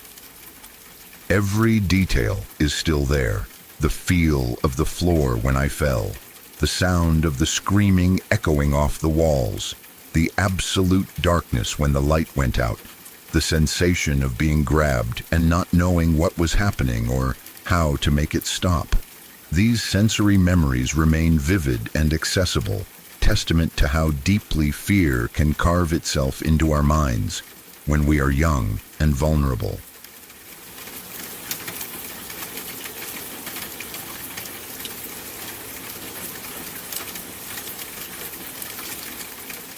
When I was younger, a small girl went missing from my aunt's neighborhood, and the entire community was thrown into a state of panic and grief that I will never forget. It was the kind of event that changes a place forever, that makes parents hold their children a little tighter, and makes everyone look at their neighbors with new suspicion and fear. The disappearance of a child is every parent's worst nightmare, and when it happens in your own neighborhood, in a place you thought was safe, it shatters the sense of security that people rely on to get through their daily lives. The girl had been playing at the local park, just doing what kids do on any normal day. Parks are supposed to be safe places where children can run and play and be kids, where parents can relax a little and let their children have some freedom and independence. But on this particular day, something went horribly wrong. The girl was there one moment playing on the swings or the slide or chasing friends around the playground, and then she was simply gone. No one saw exactly what happened, or if they did see something, they did not realize at the time that they were witnessing a kidnapping. Maybe they saw a man talking to a little girl and assumed it was her father or uncle. Maybe they saw a child getting into a car and thought it was a normal pickup by a family member. Or maybe the kidnapper was careful and waited for a moment when no one was watching, when the girl had wandered slightly away from the other children, or when the adults supervising had their attention elsewhere for just a few crucial seconds. When the girl did not come home that evening, her parents knew immediately that something was terribly wrong. Children that age do not just wander off for hours without telling anyone. They do not forget to come home for dinner or lose track of time to that extent. The parents called friends and neighbors, checked with other families whose children had been at the park, drove around the neighborhood looking for any sign of her. When none of these efforts produced results, they called the police and reported their daughter missing. The police response to a missing child is always swift and comprehensive. Officers began searching the area around the park, going door to door to ask if anyone had seen anything, checking with local businesses to see if their security cameras had captured any useful footage. Search parties were organized with volunteers from the community, people who wanted to help in any way they could. Flyers were printed with the girl's photo and description, offering a reward for information and begging anyone who knew anything to come forward. The local news picked up the story, broadcasting the girl's picture and the circumstances of her disappearance to a wider audience. The search went on for about 2 weeks, 14 agonizing days during which her parents and the entire community held on to hope that she might still be found alive. Every day that passed made that hope a little harder to maintain, but no one wanted to give up or admit the possibility that she might already be dead. Parents in the neighborhood kept their children close, no longer allowing them to play outside unsupervised, walking them to and from school, checking on them constantly. The carefree atmosphere that had existed before was replaced with fear and vigilance, with everyone looking over their shoulders and suspecting strangers. During those 2 weeks of searching, the person who had taken the girl was living with a terrible secret. He had kidnapped her from the park, and at some point shortly after taking her, he had killed her. The reasons why are impossible for any normal person to understand. What drives someone to harm a child, to take a young life that has barely begun, to destroy a family and traumatize a community? There are no good answers to these questions. Only the terrible reality that such people exist and that they sometimes act on their darkest impulses. After killing the girl, the kidnapper did something that was both horrifying and calculated. He chopped up her body into pieces, a gruesome act that shows a level of cold-bloodedness and detachment from normal human empathy that is almost impossible to comprehend. This was not a crime of passion or an accident that spiraled out of control. This was methodical and deliberate, the actions of someone who was thinking about how to avoid getting caught. rather than being consumed by guilt or remorse for what he had done. He then kept the pieces of her body in his freezer for those 2 weeks while the search was going on all around him. Imagine the psychological state of someone who could do that, who could go about their daily life with the remains of a murdered child stored in their home like so much frozen meat. He would have seen the news reports about the missing girl, would have known that her parents were desperately searching for her, would have been aware of the community's fear and grief, and through it all, he kept his secret, maintaining a normal facade while hiding evidence of his terrible crime in his freezer. Eventually, he decided that he needed to dispose of the body. Keeping it indefinitely would be too risky, too likely to be discovered if anyone ever had reason to search his home. So he came up with a plan that he apparently thought was clever, but that turned out to be incredibly stupid and careless. He put the pieces of the girl's body into black garbage bags, the same kind of bags that people use for regular household trash.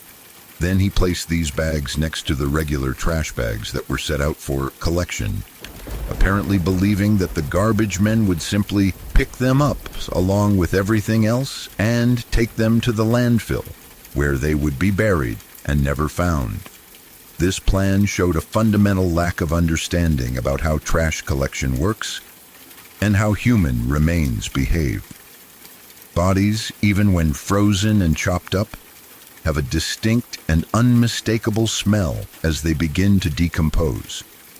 The freezing had preserved the remains to some extent, but once they were removed from the freezer and left out in garbage bags, especially if the weather was warm, decomposition would begin relatively quickly, and the smell of decomposing human remains is something that people notice and recognize, even if they have never encountered it before.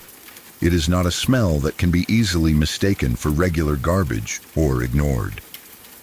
The bags were discovered not by the garbage men, but by a maid or cleaning person who was working in the area. She noticed a weird smell coming from the bags, something that immediately struck her as wrong and concerning.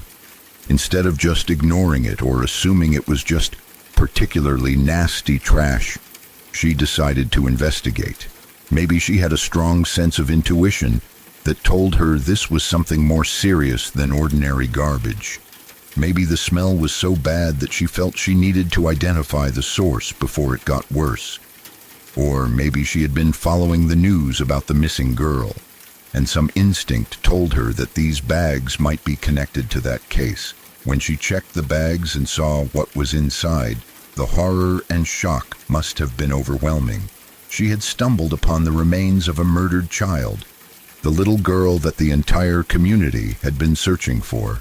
The discovery answered the terrible question of what had happened to her, but it also confirmed everyone's worst fears. The girl was not going to be found alive and returned to her family. She had been murdered and dismembered, treated with a level of cruelty and disrespect that no human being, let alone a child, should ever experience. The police were called immediately, and the scene was secured as a crime scene. Forensic investigators would have carefully documented everything, collecting the bags as evidence, photographing the location, interviewing the person who found them, and anyone else who might have seen something relevant.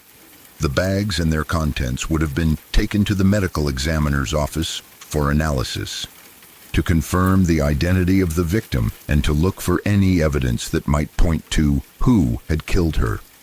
The news that the girl's body had been found spread through the community quickly, bringing a wave of grief and horror that replaced the anxious hope that people had been clinging to. Parents had to explain to their children what had happened, had to find words to describe something that should never happen and that no child should have to know about. The girl's family had to confront the reality that their daughter was never coming home, that she had died in a terrible way, and that they would never get to see her grow up or achieve any of the dreams and possibilities that her young life had held. The investigation into who had killed her would have intensified at this point. The location where the bags were found would provide clues about who had placed them there. Were there security cameras in the area that might have captured someone putting the bags out? Were there fingerprints or DNA on the bags that could be matched to a suspect? The fact that the body had been kept in a freezer suggested that the killer had access to a residence or business with freezer space, which might help narrow down the list of possible suspects. But despite what should have been strong leads and an intensive investigation, I do not think the person who did this was ever caught. This is one of the most frustrating and tragic aspects of the whole terrible story. Someone got away with murdering a child, with taking a young life and destroying a family, and they have never been held accountable for what they did. They might still be living in the same area, walking the same streets, maybe even having normal interactions with people who have no idea what they did. Or they might have moved away, started a new life somewhere else, carrying the secret of their crime with them. The failure to catch the killer would have left the community with a lingering sense of unease and unfinished business. There was no trial where justice could be seen to be done, no conviction that would at least provide some closure and confirmation that the person responsible was being punished. The fear that the killer was still out there, possibly living among them, would have been a constant source of anxiety. Parents would wonder if their children were safe, if the person who had killed once might do it again, if there was some way to identify and avoid the danger that had already struck once. After the girl's body was found and the reality of what had happened became clear, life in my aunt's neighborhood changed significantly. I was not allowed out in her neighborhood after dark for a while, and I am sure many other children faced similar restrictions from their parents. The freedom and innocence that children had enjoyed before, the ability to play outside without constant supervision, was replaced with rules and limitations designed to keep them safe. Parents became more protective, more suspicious of strangers, more aware of the potential dangers that existed in the world. The park where the girl had been kidnapped probably became a different place after that tragedy. Parents might have avoided taking their children there. Or if they did go, they would have watched their kids with hawk-like intensity, never letting them out of sight even for a moment. The playground equipment and open spaces that were meant to be places of joy and childhood fun became instead a reminder of what had been lost and what could happen when vigilance was relaxed even briefly. For the girl's family, the pain and loss were unimaginable and permanent. They had to bury their daughter, had to live with the knowledge of how she died and what had been done to her body, had to face every holiday and birthday and milestone with the aching absence of the child who should have been there. The lack of justice, the fact that no one was ever caught and punished for taking their daughter's life, would have been an additional burden to carry alongside their grief. The community as a whole was traumatized by what had happened. This was not something that happened in big cities or dangerous neighborhoods. This was a local park in an area where people thought they were safe, where children should have been able to play without fear. The randomness and senselessness of the crime made it even more frightening. There was no way to predict it or prevent it, no clear pattern that could be studied and avoided. It was just a terrible thing that happened to an innocent child who was in the wrong place at the wrong time.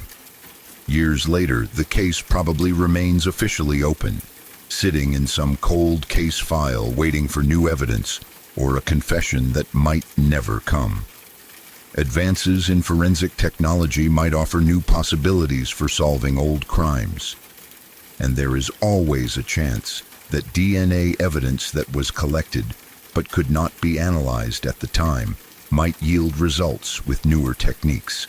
But for many cold cases, especially those that are decades old, the chances of resolution grow slimmer with each passing year. The story serves as a grim reminder of the importance of staying vigilant and aware, of teaching children about safety without robbing them of their childhood innocence.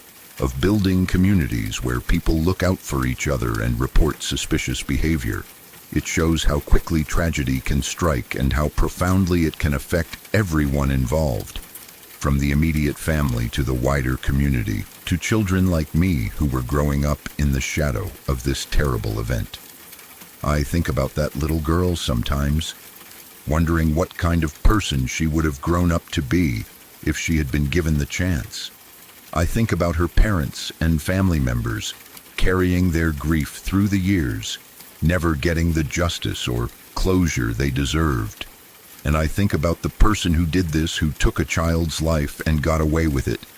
And I wonder if they ever feel remorse, or if they have managed to completely suppress what they did and move on with their life as if nothing happened.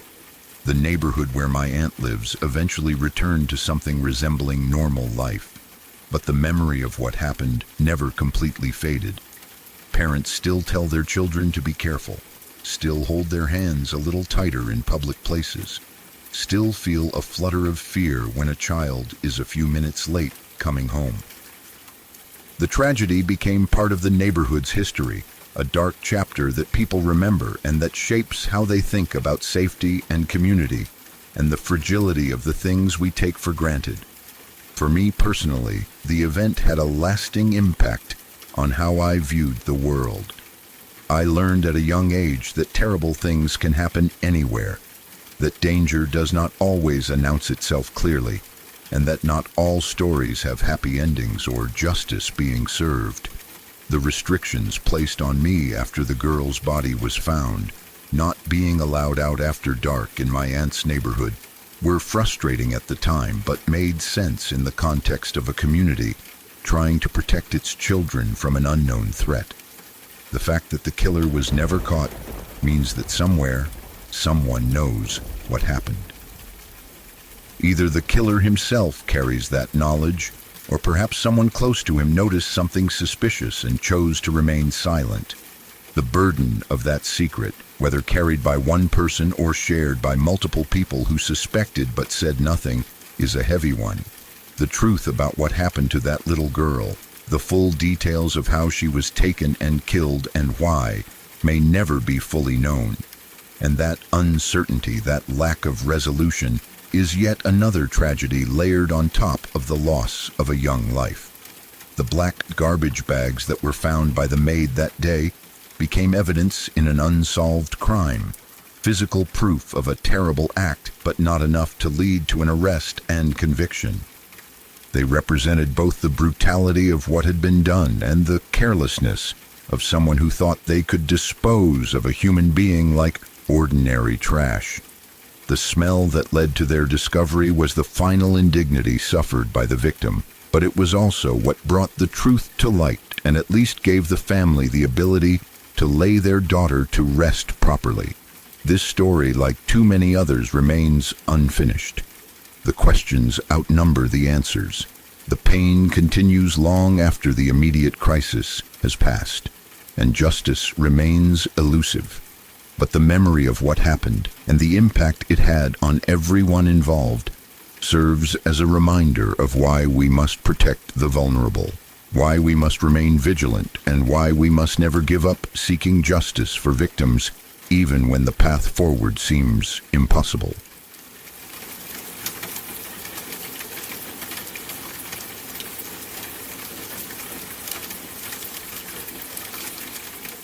In Poland, there were about 10 German soldiers who found themselves in one of the most horrific situations imaginable during the aftermath of World War II. These men became trapped inside a bunker after it was bombed, sealed off from the outside world, in what would become their prison and their tomb for an unbelievable length of time.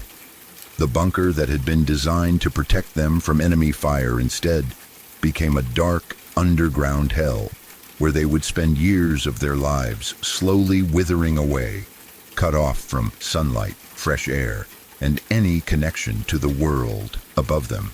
When the bombing occurred, it must have been absolutely catastrophic.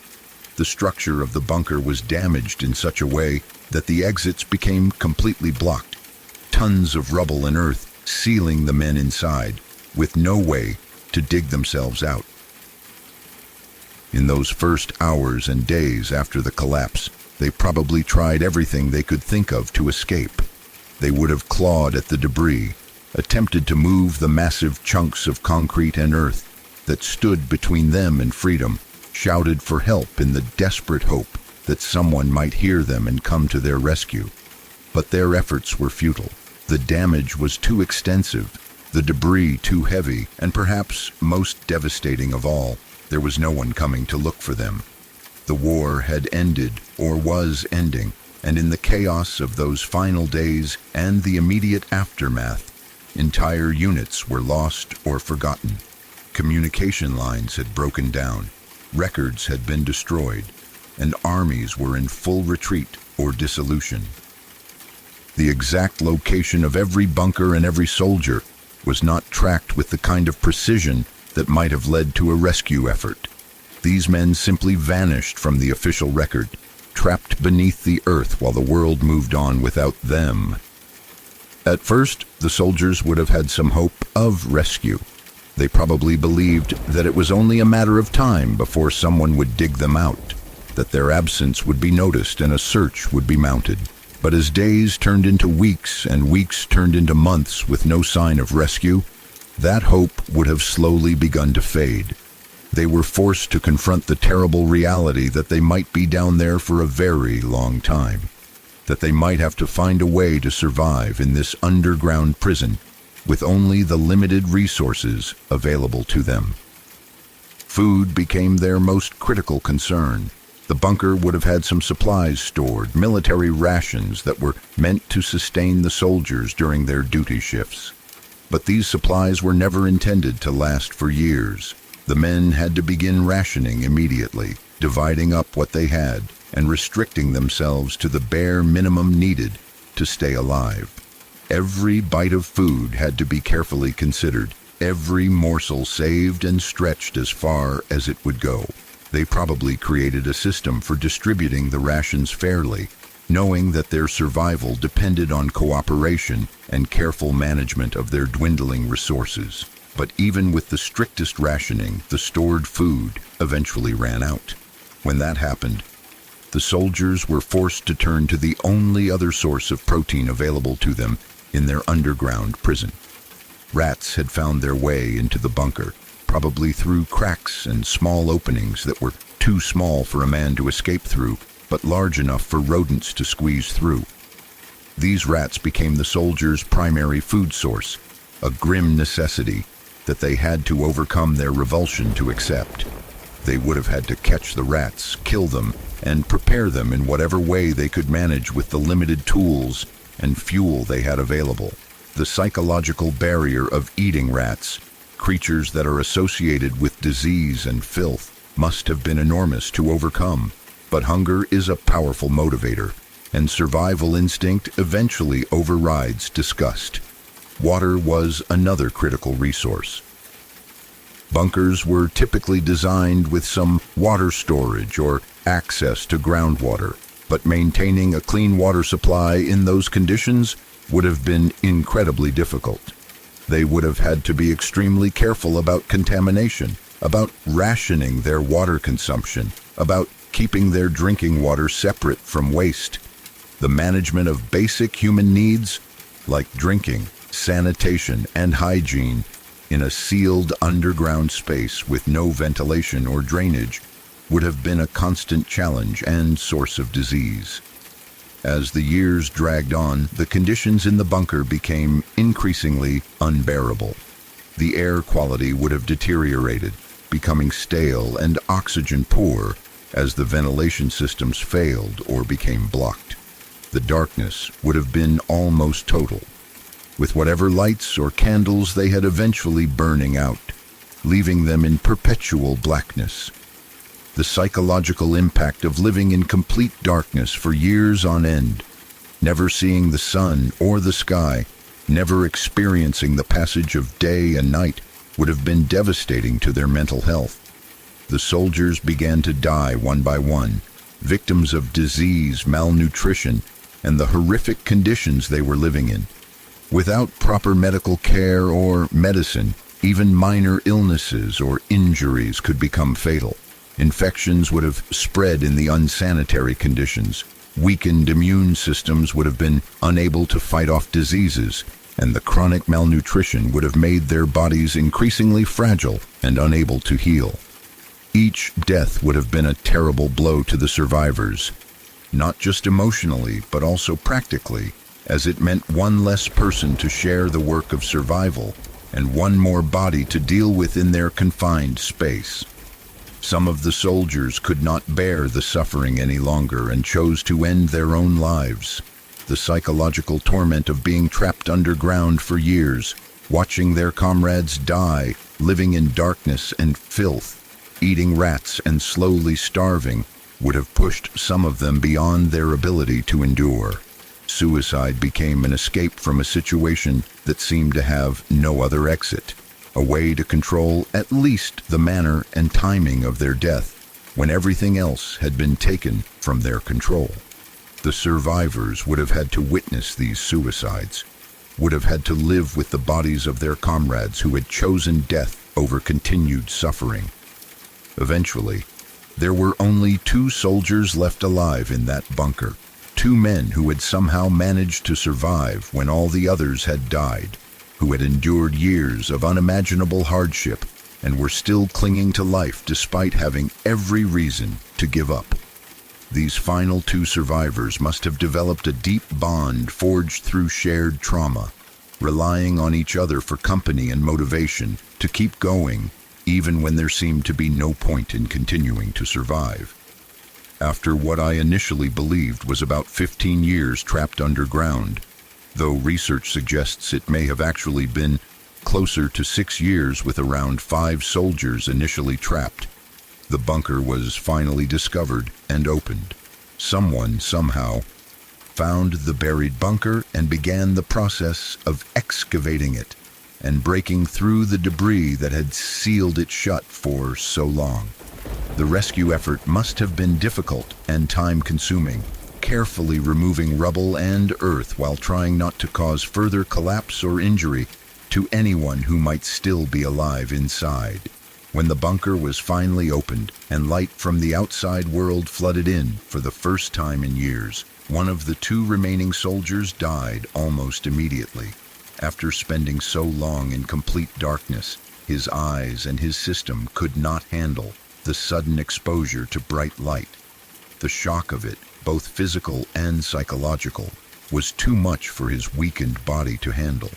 He had survived years of unimaginable hardship, had made it through disease and starvation and despair, had outlasted nearly all of his comrades, only to die at the moment of rescue because his body could no longer process normal sensory input. The tragedy of this death, coming so close to freedom and safety, is almost unbearable to contemplate. The last surviving soldier, the final man left alive from the original group that had been trapped, was in a condition that shocked the rescuers. He had a beard that had grown all the way down to his toes, years of unchecked growth in the darkness of the bunker, creating a mass of hair that covered much of his body. This detail, more than almost anything else, illustrates just how long these men had been trapped and how completely cut off from normal life they had been. He was also partially blind, his eyes damaged by the years spent in darkness and possibly by malnutrition and disease. His body would have been emaciated, his muscles wasted from lack of proper nutrition and the confined space that prevented normal movement. The psychological state of this final survivor is difficult to imagine. He had watched all of his comrades die, had spent years in darkness eating rats and rationing scraps, had lost track of time and possibly of his own identity. The world he emerged into would have been completely different from the one he had left. The war was over. Germany had been defeated and divided. The political landscape of Europe had been completely transformed. Everyone he had known might be dead or scattered. His home might no longer exist, and he himself had been presumed dead for years. The question of why it took so long for the bunker to be discovered is troubling. Were there no searches conducted for missing soldiers? Did the bombing damage disguise the bunker so well that no one realized there was a structure beneath the rubble? Was the area simply abandoned after the war, with no one having reason to excavate or investigate? The fact that these men could be trapped for years without anyone finding them speaks to the chaos and devastation of the war's end, to the enormous number of casualties and missing persons that overwhelmed any ability to account for everyone. When this story came to light, it must have shocked the world. The idea that soldiers had survived for years in such conditions, that they had been forgotten and left to die slowly in an underground tomb, would have been horrifying to contemplate. It raised questions about the duty of care owed to soldiers, about the failures of military bureaucracy that allowed men to be lost and forgotten, about the resilience of human beings in the face of unimaginable suffering. The survivor who made it out of the bunker alive would have faced an incredibly difficult process of rehabilitation and reintegration. His body would have needed extensive medical care to recover from years of malnutrition and disease. His eyes would have needed treatment and protection as they slowly adjusted to light again after so long in darkness. His beard would have been cut, his body washed and cared for, his physical wounds treated as best they could be, but the psychological scars from his experience would have been much harder to address. How do you return to normal life after spending years trapped underground watching your friends die? How do you sleep in a regular bed under an open sky when you have spent so long in a dark, confined bunker? How do you eat normal food when you have survived on rats for years? How do you trust that the nightmare is really over and that you are not going to wake up back in that darkness? The trauma of such an experience would be profound and lasting, likely affecting every aspect of the survivor's remaining life. The story also raises questions about the other soldiers who died in that bunker. Did they have families who never knew what happened to them? Were they listed as missing in action, leaving their loved ones to wonder for years whether they might still be alive somewhere? When the bunker was finally opened and the bodies were discovered, were families finally able to get closure and know what had happened to their sons or husbands or fathers? The bureaucratic process of identifying remains and notifying next of kin would have been complicated by the condition of the bodies and the passage of so much time. After doing some research into this story, it appears that the details may not be quite as extreme as initially believed. Rather than 10 soldiers trapped for 15 years, it seems it was more like 5 soldiers trapped for 6 years. But even these revised numbers represent an almost unimaginable ordeal. 6 years trapped underground is still an eternity. Still more than enough time for multiple people to die of disease and starvation. Still long enough to grow a beard to your toes and lose your vision in the darkness. The specific numbers matter less than the fundamental horror of the situation these men endured. The story serves as a reminder of the countless individual tragedies that made up World War II, the personal hells that individual soldiers experienced beyond the large-scale battles and campaigns that dominate the history books.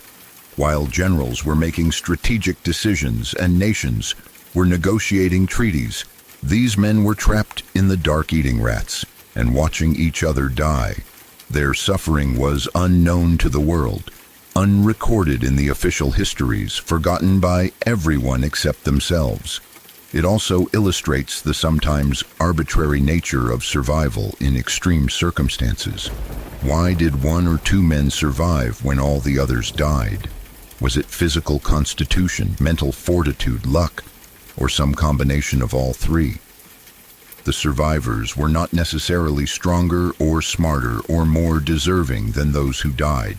They simply happened to be the ones whose bodies and minds held out long enough to still be alive when rescue finally came. And in a cruel twist, one of them survived the bunker, only to die from the shock of rescue itself. His body unable to process the return to normal conditions after adapting for so long to the abnormal. The image of that final survivor with his beard grown to his toes, partially blind, emerging from the bunker after years in darkness, is one that captures the imagination and breaks the heart. He represents both the incredible resilience of the human spirit and the terrible cost of survival in impossible circumstances. He lived through something that no one should ever have to experience, bore witness to deaths and suffering that will haunt anyone who hears about them, and emerged into a world that had moved on without him. What happened to this final survivor after his rescue is unclear from the available information. Did he ever fully recover physically? Was he able to rebuild any kind of normal life? Did he have family or friends still alive to return to? Did he receive the medical and psychological care he needed? Did he ever speak publicly about his experience? Or did he choose to remain silent about the horrors he had witnessed and endured?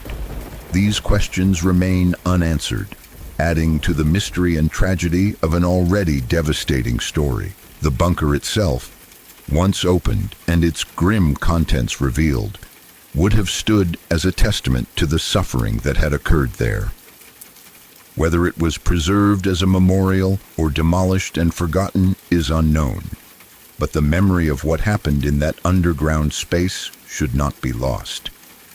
It is part of the larger story of World War II, a war that claimed tens of millions of lives and created countless individual tragedies like this one. These soldiers deserve to be remembered, not just as statistics or casualties of war, but as human beings who suffered terribly and died alone in the dark, far from home and forgotten by the world they had been sent to fight for. Sorry to interrupt. If you're new here, to fight for. Sorry to interrupt. If you're new here, I'd appreciate it if you subscribe to Shadow Archives for daily true horror content that will haunt your dreams and keep you wondering what lurks in the shadows. And don't forget to tap the notification bell so you never miss a new story when the darkness calls out to you.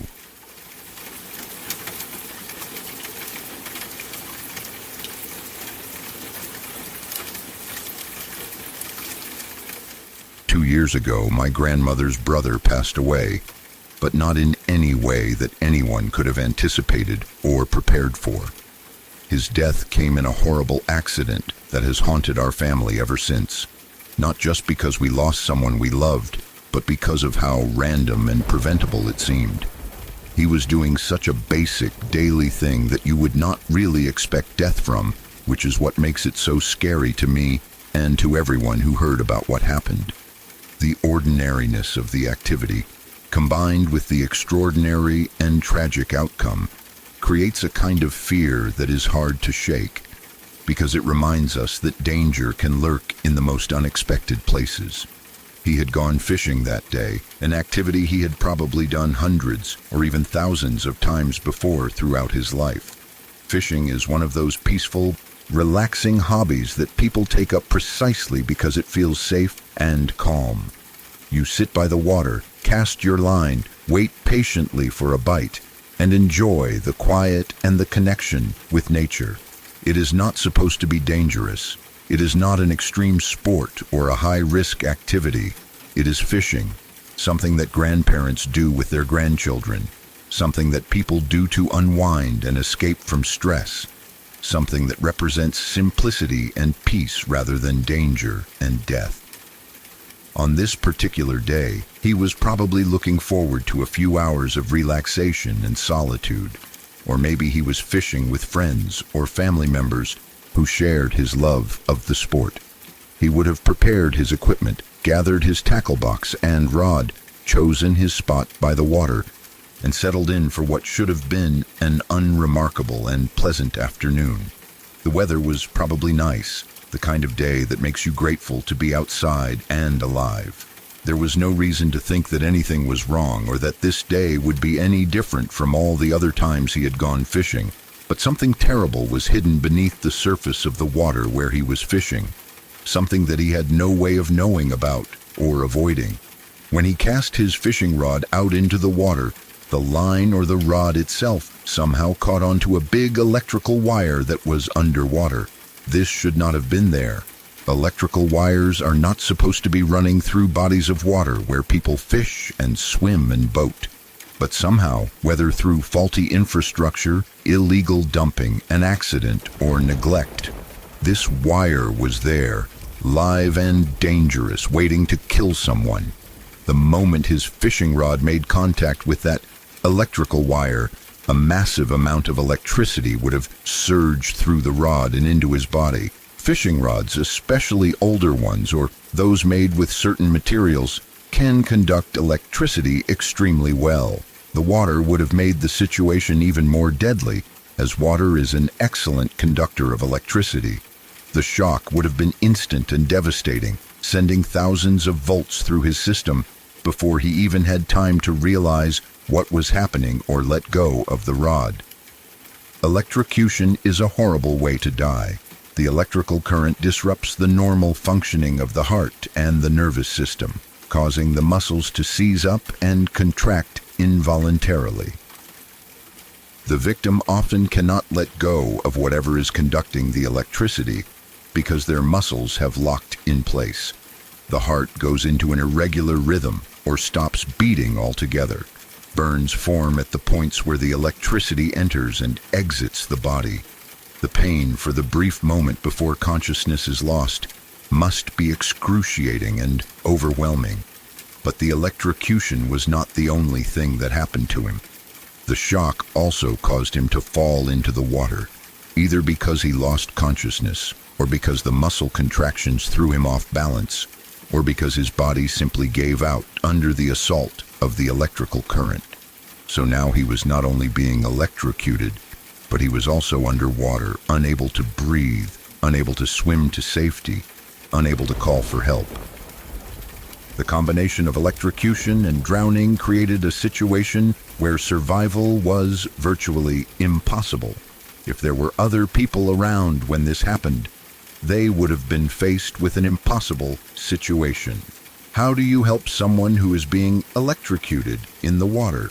If you jump in to try to save them, you will likely be electrocuted as well because the water is conducting the electricity in all directions from the source.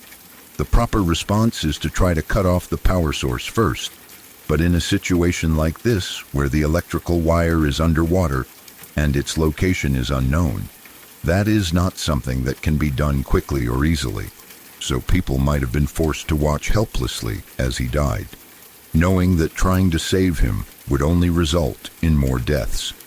The emergency response would have been called. Of course, paramedics and possibly fire department rescue teams would have rushed to the scene, but by the time they arrived and were able to safely remove him from the water and assess the situation, it was probably already too late. Even if they managed to pull him out and attempt resuscitation, the damage from the electrocution and the time spent underwater without oxygen would have been too severe. His heart might have been restarted temporarily, but the injuries to his brain and other organs from lack of oxygen and from the electrical burns would have been catastrophic.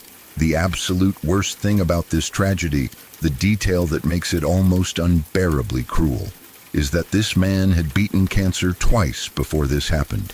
Twice he had been diagnosed with a disease that kills millions of people every year. Twice he had gone through the grueling treatments, the chemotherapy or radiation or surgery or whatever combination of therapies were required for his particular type of cancer. Twice he had endured the nausea, the pain, the fear, the uncertainty of not knowing whether the treatment would work or whether the cancer would come back. Twice he had fought his way through to remission, had celebrated surviving something that many people do not survive, had been given a second and then a third chance at life. Cancer is one of the most feared diagnoses a person can receive. The treatments are brutal, often making patients feel worse before they feel better, if they feel better at all. The recovery process is long and difficult, requiring tremendous physical and emotional strength. Many people do not survive their first bout with cancer, let alone come back from it twice. The fact that he had done this, had proven himself to be a fighter and a survivor, had overcome such tremendous odds, only to die in a random fishing accident feels cosmically unfair.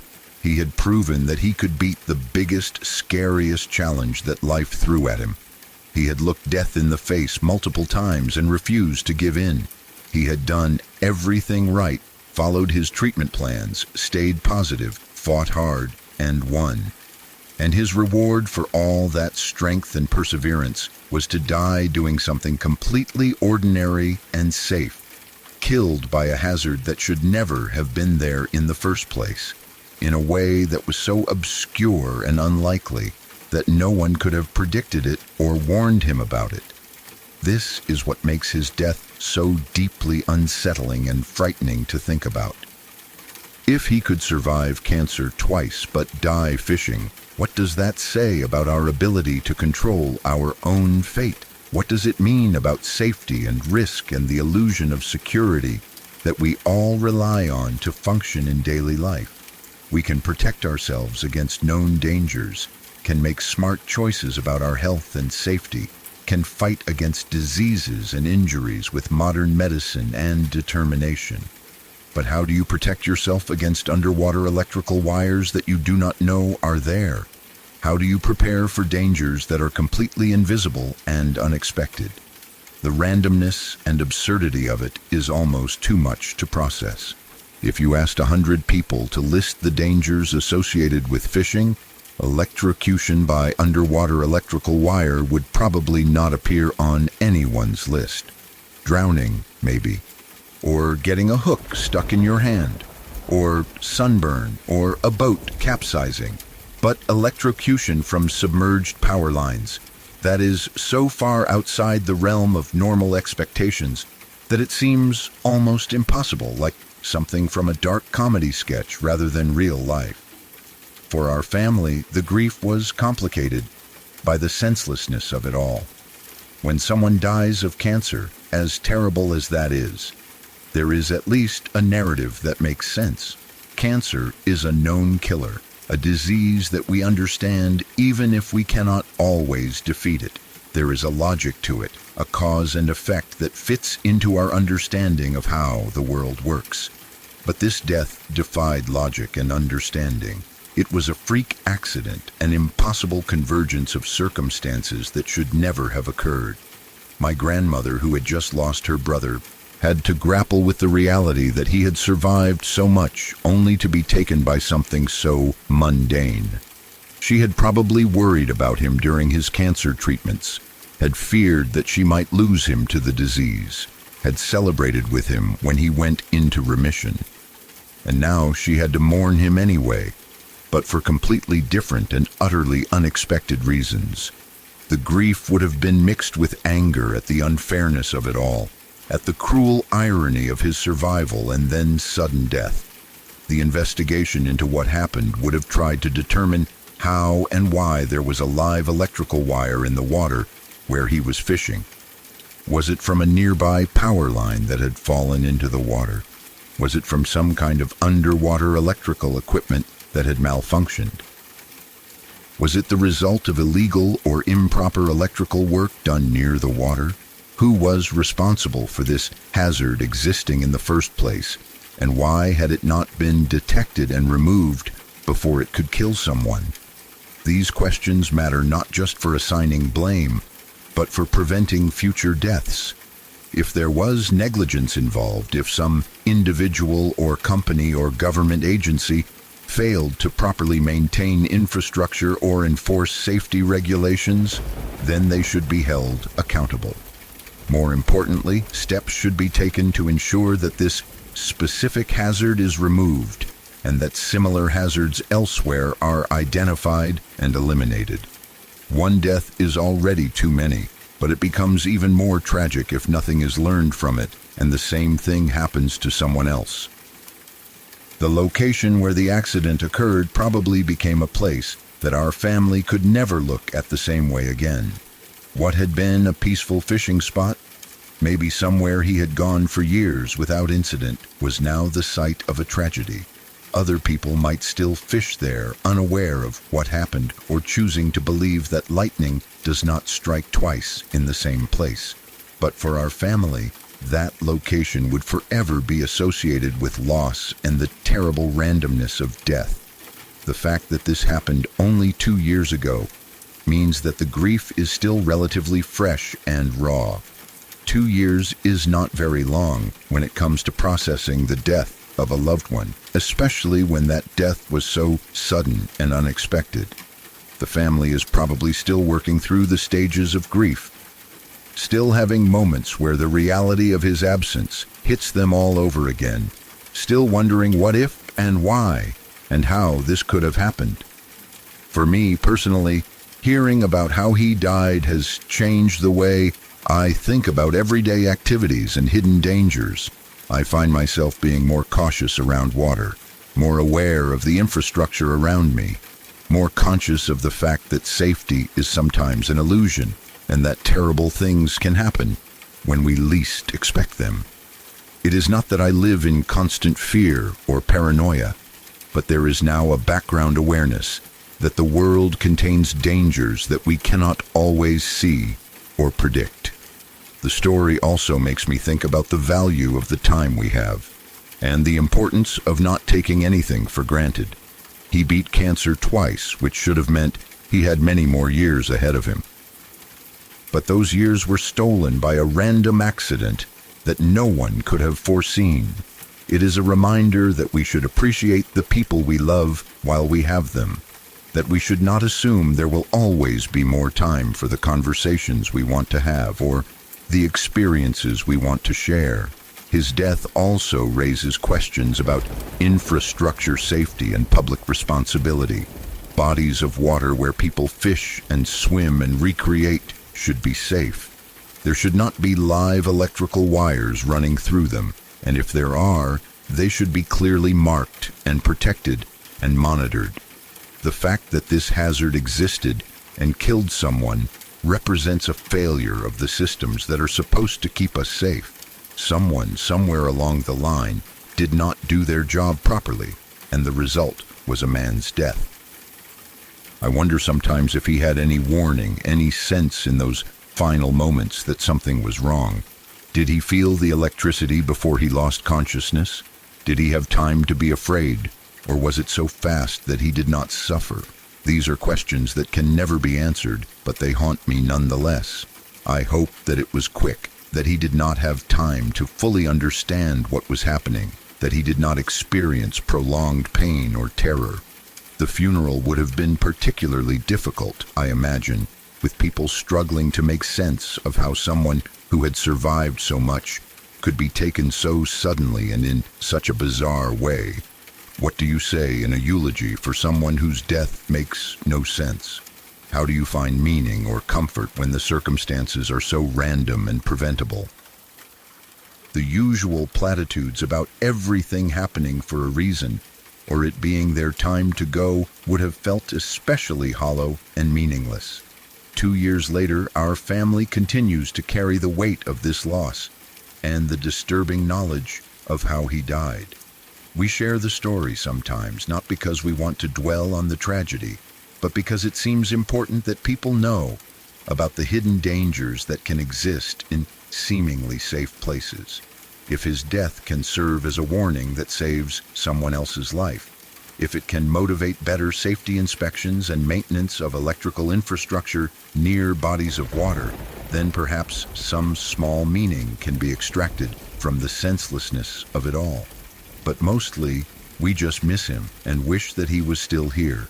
We wish that the electrical wire had not been there, or that he had chosen a different spot to fish that day, or that some small change in circumstances had resulted in a different outcome.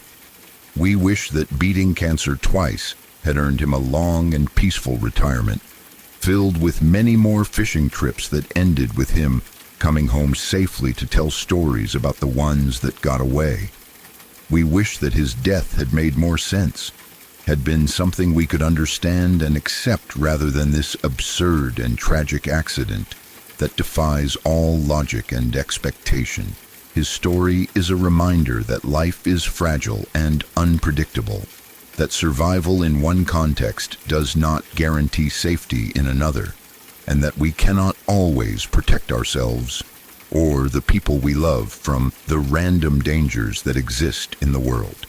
It is a sobering and frightening realization, but it is also one that makes us more grateful for the time we have and more determined to make the most of every ordinary day, because we never know which one might be our last.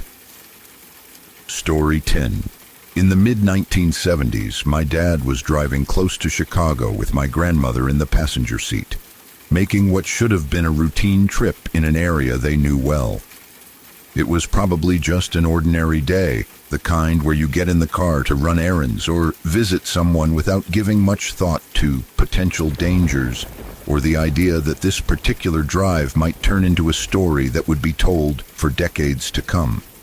My dad was only 19 years old at the time, young and probably a bit cocky in the way that teenage boys often are when they are behind the wheel of a car. He had his whole life ahead of him, and he had no idea how close he came that day to having all of that taken away.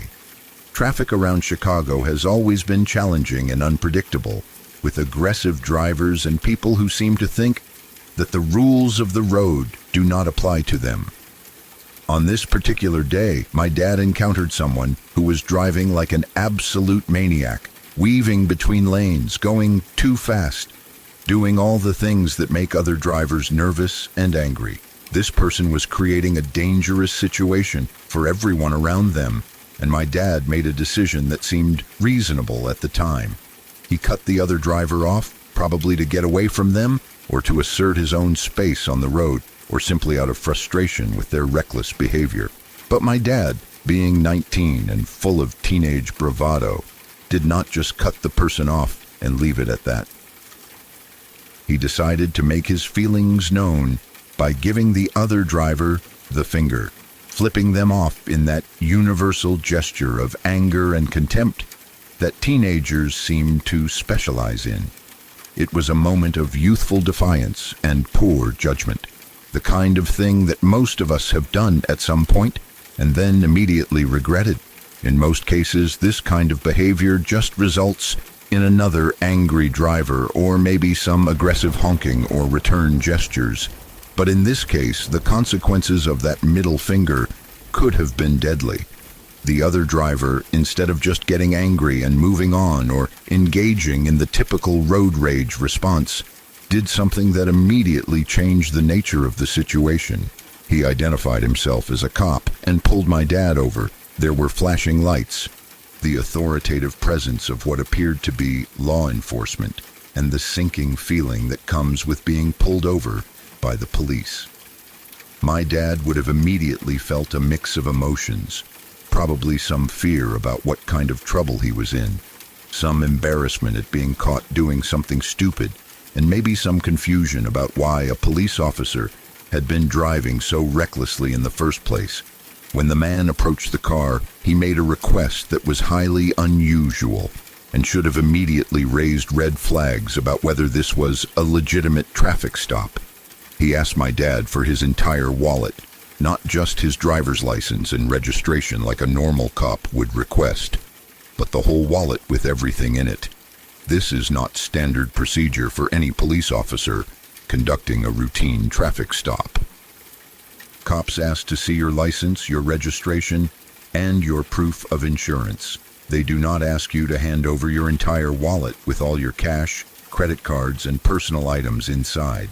My dad, probably intimidated by the authority figure and not thinking clearly because of stress and adrenaline, complied with the request. He handed over his wallet, giving this man access to all his identification, any money he had on him, and all the other contents that people typically carry in their wallets. My grandmother, sitting in the passenger seat and watching this interaction unfold, had the good sense to question what was happening. She was asking the man why he had pulled them over and why he needed the entire wallet. These were exactly the right questions to ask, the kind of challenges that might make a fake cop nervous or caused them to back down from whatever they were planning to do. The man took the wallet and looked through it, examining my dad's driver's license in particular. He read the information on the license, seeing my dad's name, his age, his address, and all the other details that are printed there. There was a pause, a moment where he seemed to be making some kind of decision or calculation in his head. Then he said something that has echoed through my family's memory for decades.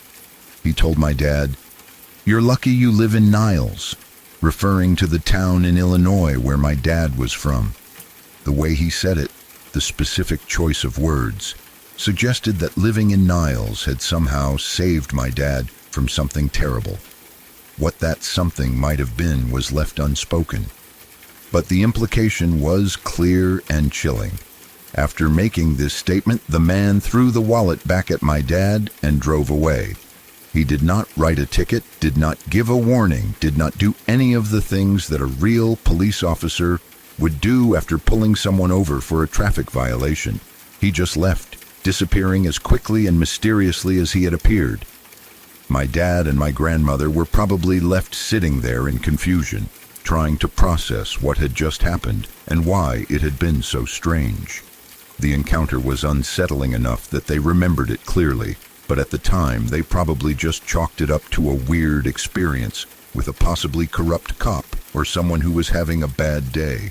Life went on, and the incident faded into the background of daily existence, becoming just another story about a strange thing that happened once.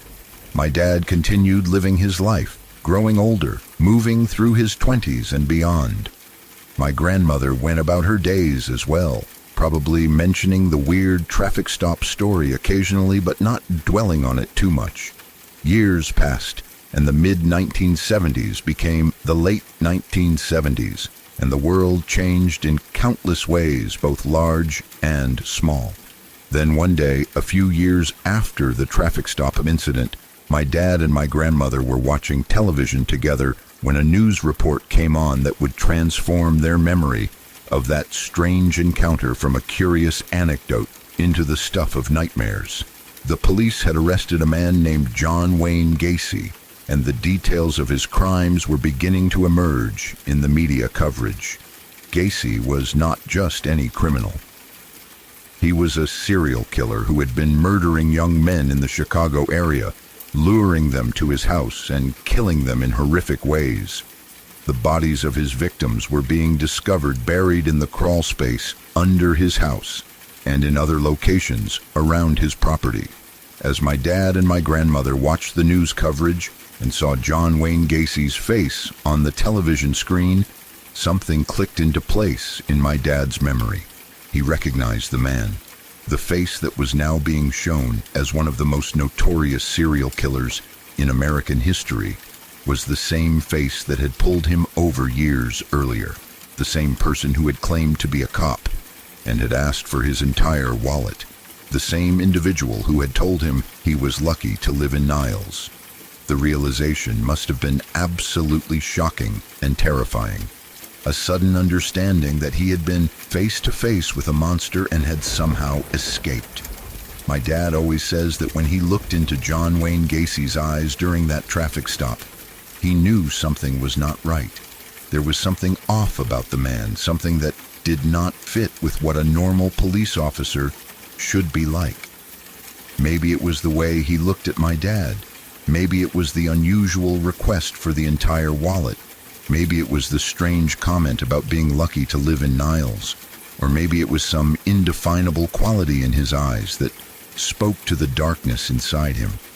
Whatever it was, my dad's instincts had picked up on the fact that this was not a normal person and that something dangerous was happening. The more we know about John Wayne Gacy and his methods, the more terrifying this encounter becomes in retrospect. Gacy was known for presenting himself as a respectable member of the community, for using tricks and deception to gain people's trust and get them to lower their guard. He had worked as a contractor and had been involved in local politics and community events. He performed as a clown at children's parties and charitable events. creating a public persona that was friendly and harmless. But beneath that facade was a predator who targeted young men and boys, luring them with promises of work or other enticements, and then torturing and murdering them. One of Gacy's known tactics was to impersonate a police officer to gain control over his victims or to approach them without raising suspicion. He had handcuffs and other police equipment that he used as part of his ruse, making his victims believe that they were being detained by law enforcement and therefore had to comply with his demands. The fact that he pulled my dad over while posing as a cop fits perfectly with his known patterns of behavior and shows just how calculated and practiced his deceptions were. The statement that my dad was lucky to live in Niles takes on an especially dark meaning when you consider what Gacy might have been planning. Gacy's victims were typically young men, and my dad, at 19 years old, would have fit the profile perfectly. The fact that Gacy looked at the license, saw where my dad lived, and then decided to let him go suggests that there was something about living in Niles that made my dad too risky as a potential victim. Maybe Niles was too close to where Gacy lived or operated, making it more likely that my dad's disappearance would be investigated seriously. Maybe Gacy had some connection to Niles that made him worry about being recognized or traced. Or maybe he had already killed someone from that area and did not want to draw attention by taking multiple victims from the same town. Whatever the reason, that detail on my dad's driver's license saved his life. If my dad had lived in a different town, if his address had been somewhere else, he might have become one of Gacy's victims that day.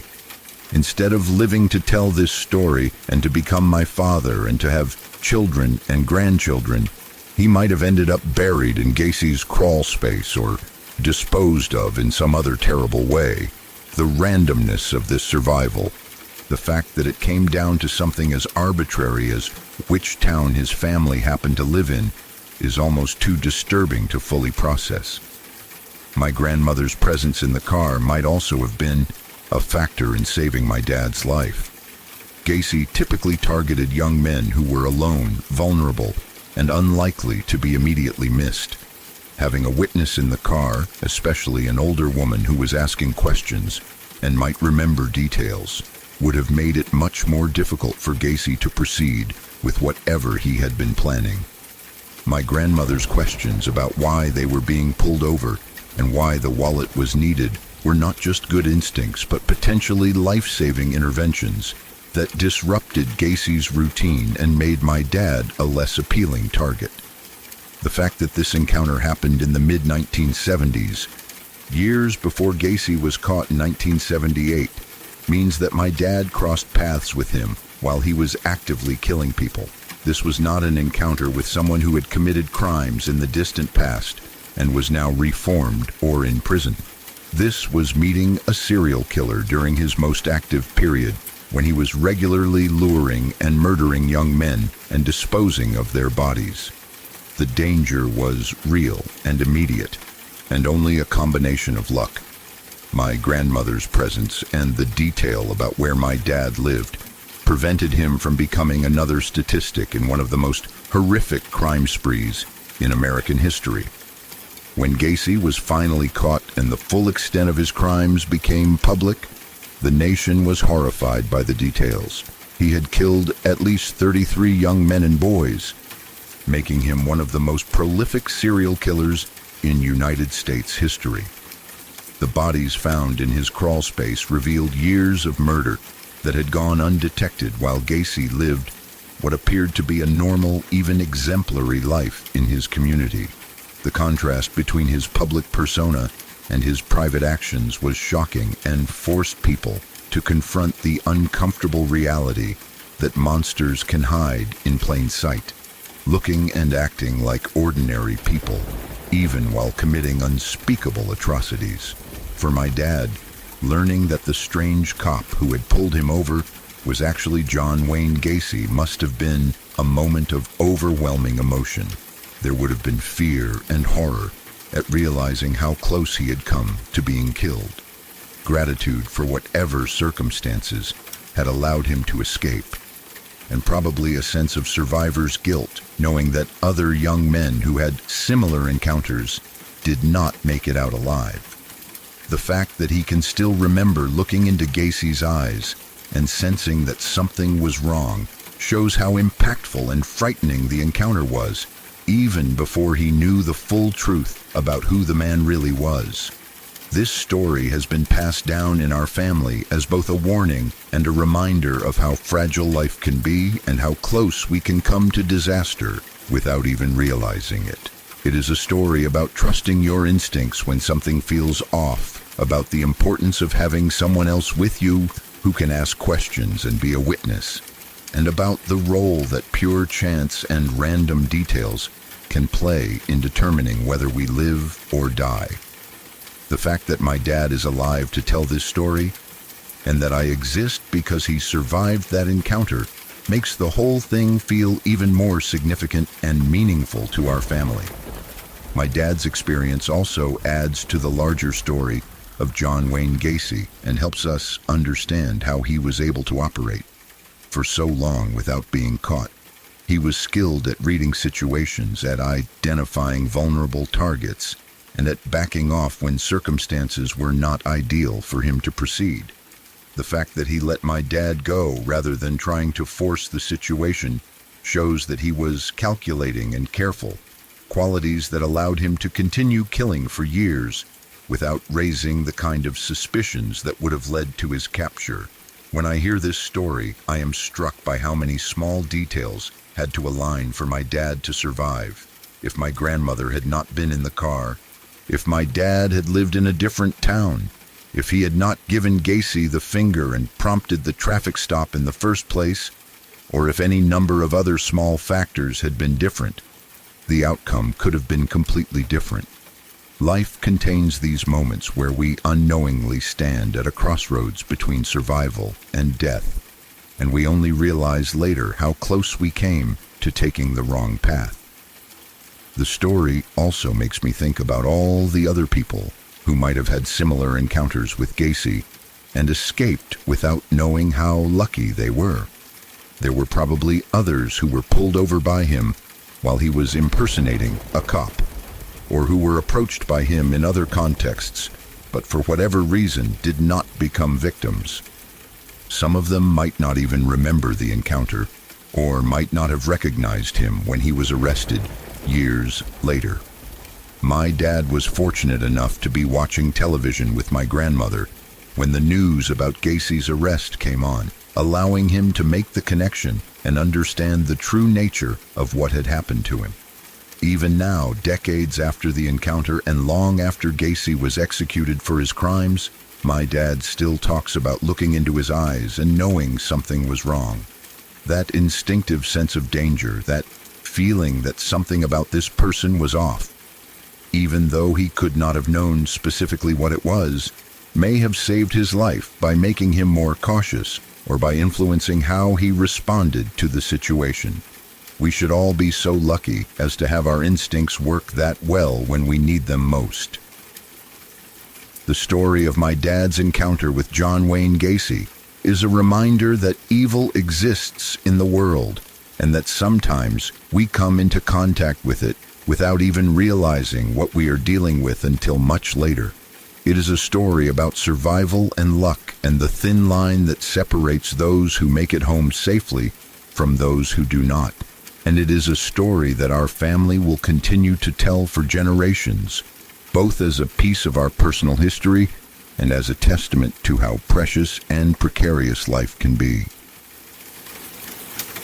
It has been 9 years since that weekend, but the memory of it is as sharp and cold as a winter morning. When you are young, you think the world is built for your amusement.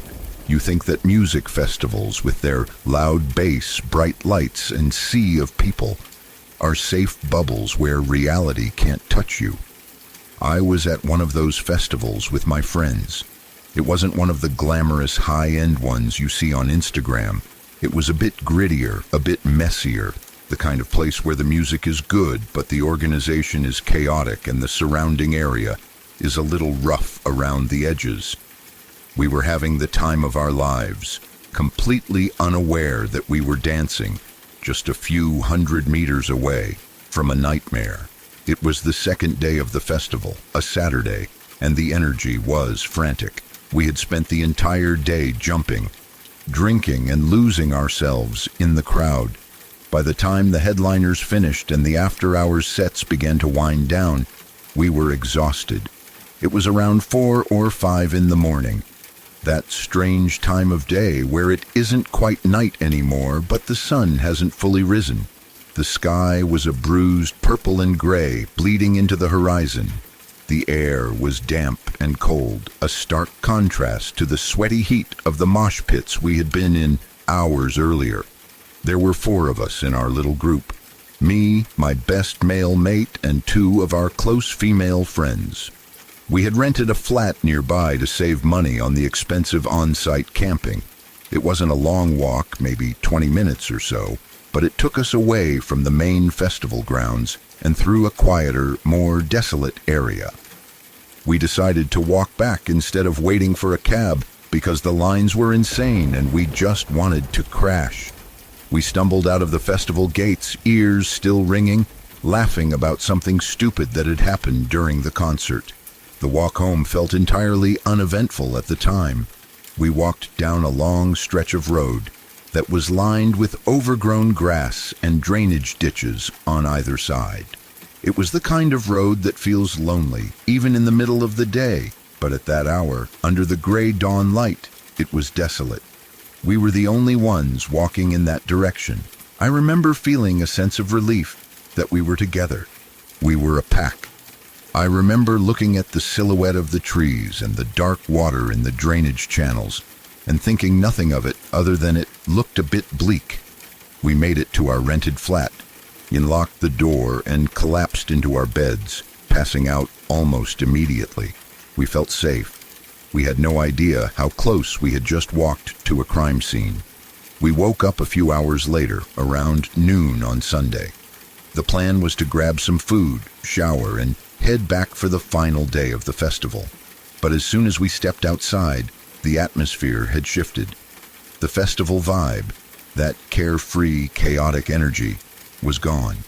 It had been replaced by something heavy and tense. The first thing we noticed was the noise, or rather the lack of music and the abundance of sirens. We walked down the street to get coffee and saw police patrols everywhere. It wasn't just a couple of officers directing traffic, it was a swarm. There were marked cars, unmarked vans, and officers on foot combing the area. We tried to walk toward the main road, the same one we had walked down just a few hours prior, but it was blocked off with police tape. Blue lights were flashing against the daylight, looking jarring and out of place. We were confused. For the previous 2 days, the police presence had been minimal, mostly just security guards checking bags. Now it looked like a war zone. We tried to ask a passerby what was going on, but nobody really knew. Rumors were flying. Some said it was a drug bust. Others said a fight had broken out. As we tried to navigate around the blockade to get to the festival entrance, we were stopped by a patrol. The officers weren't friendly. They were serious, on edge. They stopped the 4 of us and demanded to see our IDs. They asked us where we were staying, where we had been the night before, and specifically, what time we had walked home. When we told them we walked back between 4 and 5 in the morning, the officer's face hardened. He wrote down our names and told us to stay out of the taped-off area. It was unnerving. We felt like suspects, even though we hadn't done anything. We eventually made it into the festival, but the mood was dead. The news started to trickle in slowly, whisper by whisper, until the full, horrifying truth was revealed. It occurred that on Saturday night, or rather Sunday morning, at around 3 o'clock, a woman had been brutally murdered. The timeline was what made my stomach drop. We had walked down that exact road, past that exact spot, barely an hour or 2 after it happened. The woman had been at the festival just like us. She was there with a group of friends and her husband. They were having a good time, just like we were. But at some point in the night, she started to feel ill. Maybe it was something she ate, maybe she had too much to drink, or maybe she was just exhausted. She told her husband she wanted to go home. He offered to go with her, but she insisted he stay and enjoy the rest of the night. She said she would be fine. It was a short walk. She left the safety of the crowd and began the walk back to her accommodation alone. She never made it. Somewhere along that dark, lonely road, the same road my friends and I had laughed and stumbled down, someone was waiting, or maybe someone followed her. The police report said she was grabbed on her way home. The details that came out later were the stuff of nightmares. It wasn't a robbery gone wrong, and it wasn't a quick attack. It was prolonged and brutal. The attacker had dragged her off the road. They found her body in one of the drainage channels that ran alongside the street. The condition of her body was what shocked the entire community. She was found completely naked. Her clothes had been ripped from her. Naturally, the first assumption everyone made was that she had been sexually assaulted, but the autopsy revealed that there were no signs of rape. This detail somehow made it even scarier. It meant the motive wasn't sexual gratification in the traditional sense. It was pure violence. It was rage. Someone had stripped her, terrified her, and then unleashed a storm of brutality upon her. She had been beaten severely. The medical examiner found extensive bruising and trauma. After beating her, the killer had choked her, squeezing the life out of her throat. But the final cause of death wasn't the beating or the strangulation. It was the water. After battering her and stripping her of her dignity, the killer had thrown her into the drainage channel. She was likely unconscious or too weak to fight back. She drowned in the murky, cold water of that ditch, alone in the dark, just a few hundred meters from where thousands of people were dancing to loud music. Her body was discovered later that morning, likely around the time we were waking up. When we put the pieces together, the realization hit us like a physical blow. The murder happened around 3 a.m. We walked past that spot between 4 and 5 a.m. That means her body was lying in that ditch, just a few feet away from us, as we walked home. It means the killer might have still been there. He could have been hiding in the tall grass, watching us pass. He could have been washing the blood off his hands in the water while we joked about the concert. The road was dark. We wouldn't have seen him if he was crouching down. The proximity was terrifying. The crime scene was only 200 to 500 meters from our path. If we had left the festival an hour earlier, we might have seen it happening. We might have heard her screams, or terrifyingly, we might have walked right into the killer while he was in the middle of the act. If my 2 female friends had decided to leave early on their own, just like that poor woman did, they could have been the victims. It was a game of chance, a roll of the dice that we survived, and she didn't. The investigation went on for months. The police combed the area, interviewed hundreds of festival goers, and checked CCTV from the surrounding businesses. But the location was rural enough that there were no cameras on that specific stretch of road. The DNA evidence, if there was any, washed away in the drainage channel or didn't match anyone in the system. The murderer was never found. To this day, 9 years later, it remains a cold case. Someone got away with beating and drowning a woman for no apparent reason and then vanished into the night. It was very sad and scary, especially knowing that it happened in such a tight time frame. The randomness of it is what haunts me. She wasn't targeted because of who she was. She was targeted because she was alone. If she had walked with someone, if her husband had insisted on going with her, this probably would never have happened. The predator saw an opportunity, a lone woman on a dark road, and took it. That weekend changed the way I look at the world. It stripped away that feeling of invincibility. I realized that safety is just an illusion we create for ourselves. Since then, I have become extremely protective of my friends. I always make sure that my female friends never go home alone. I don't care if it's a 5-minute walk. I don't care if they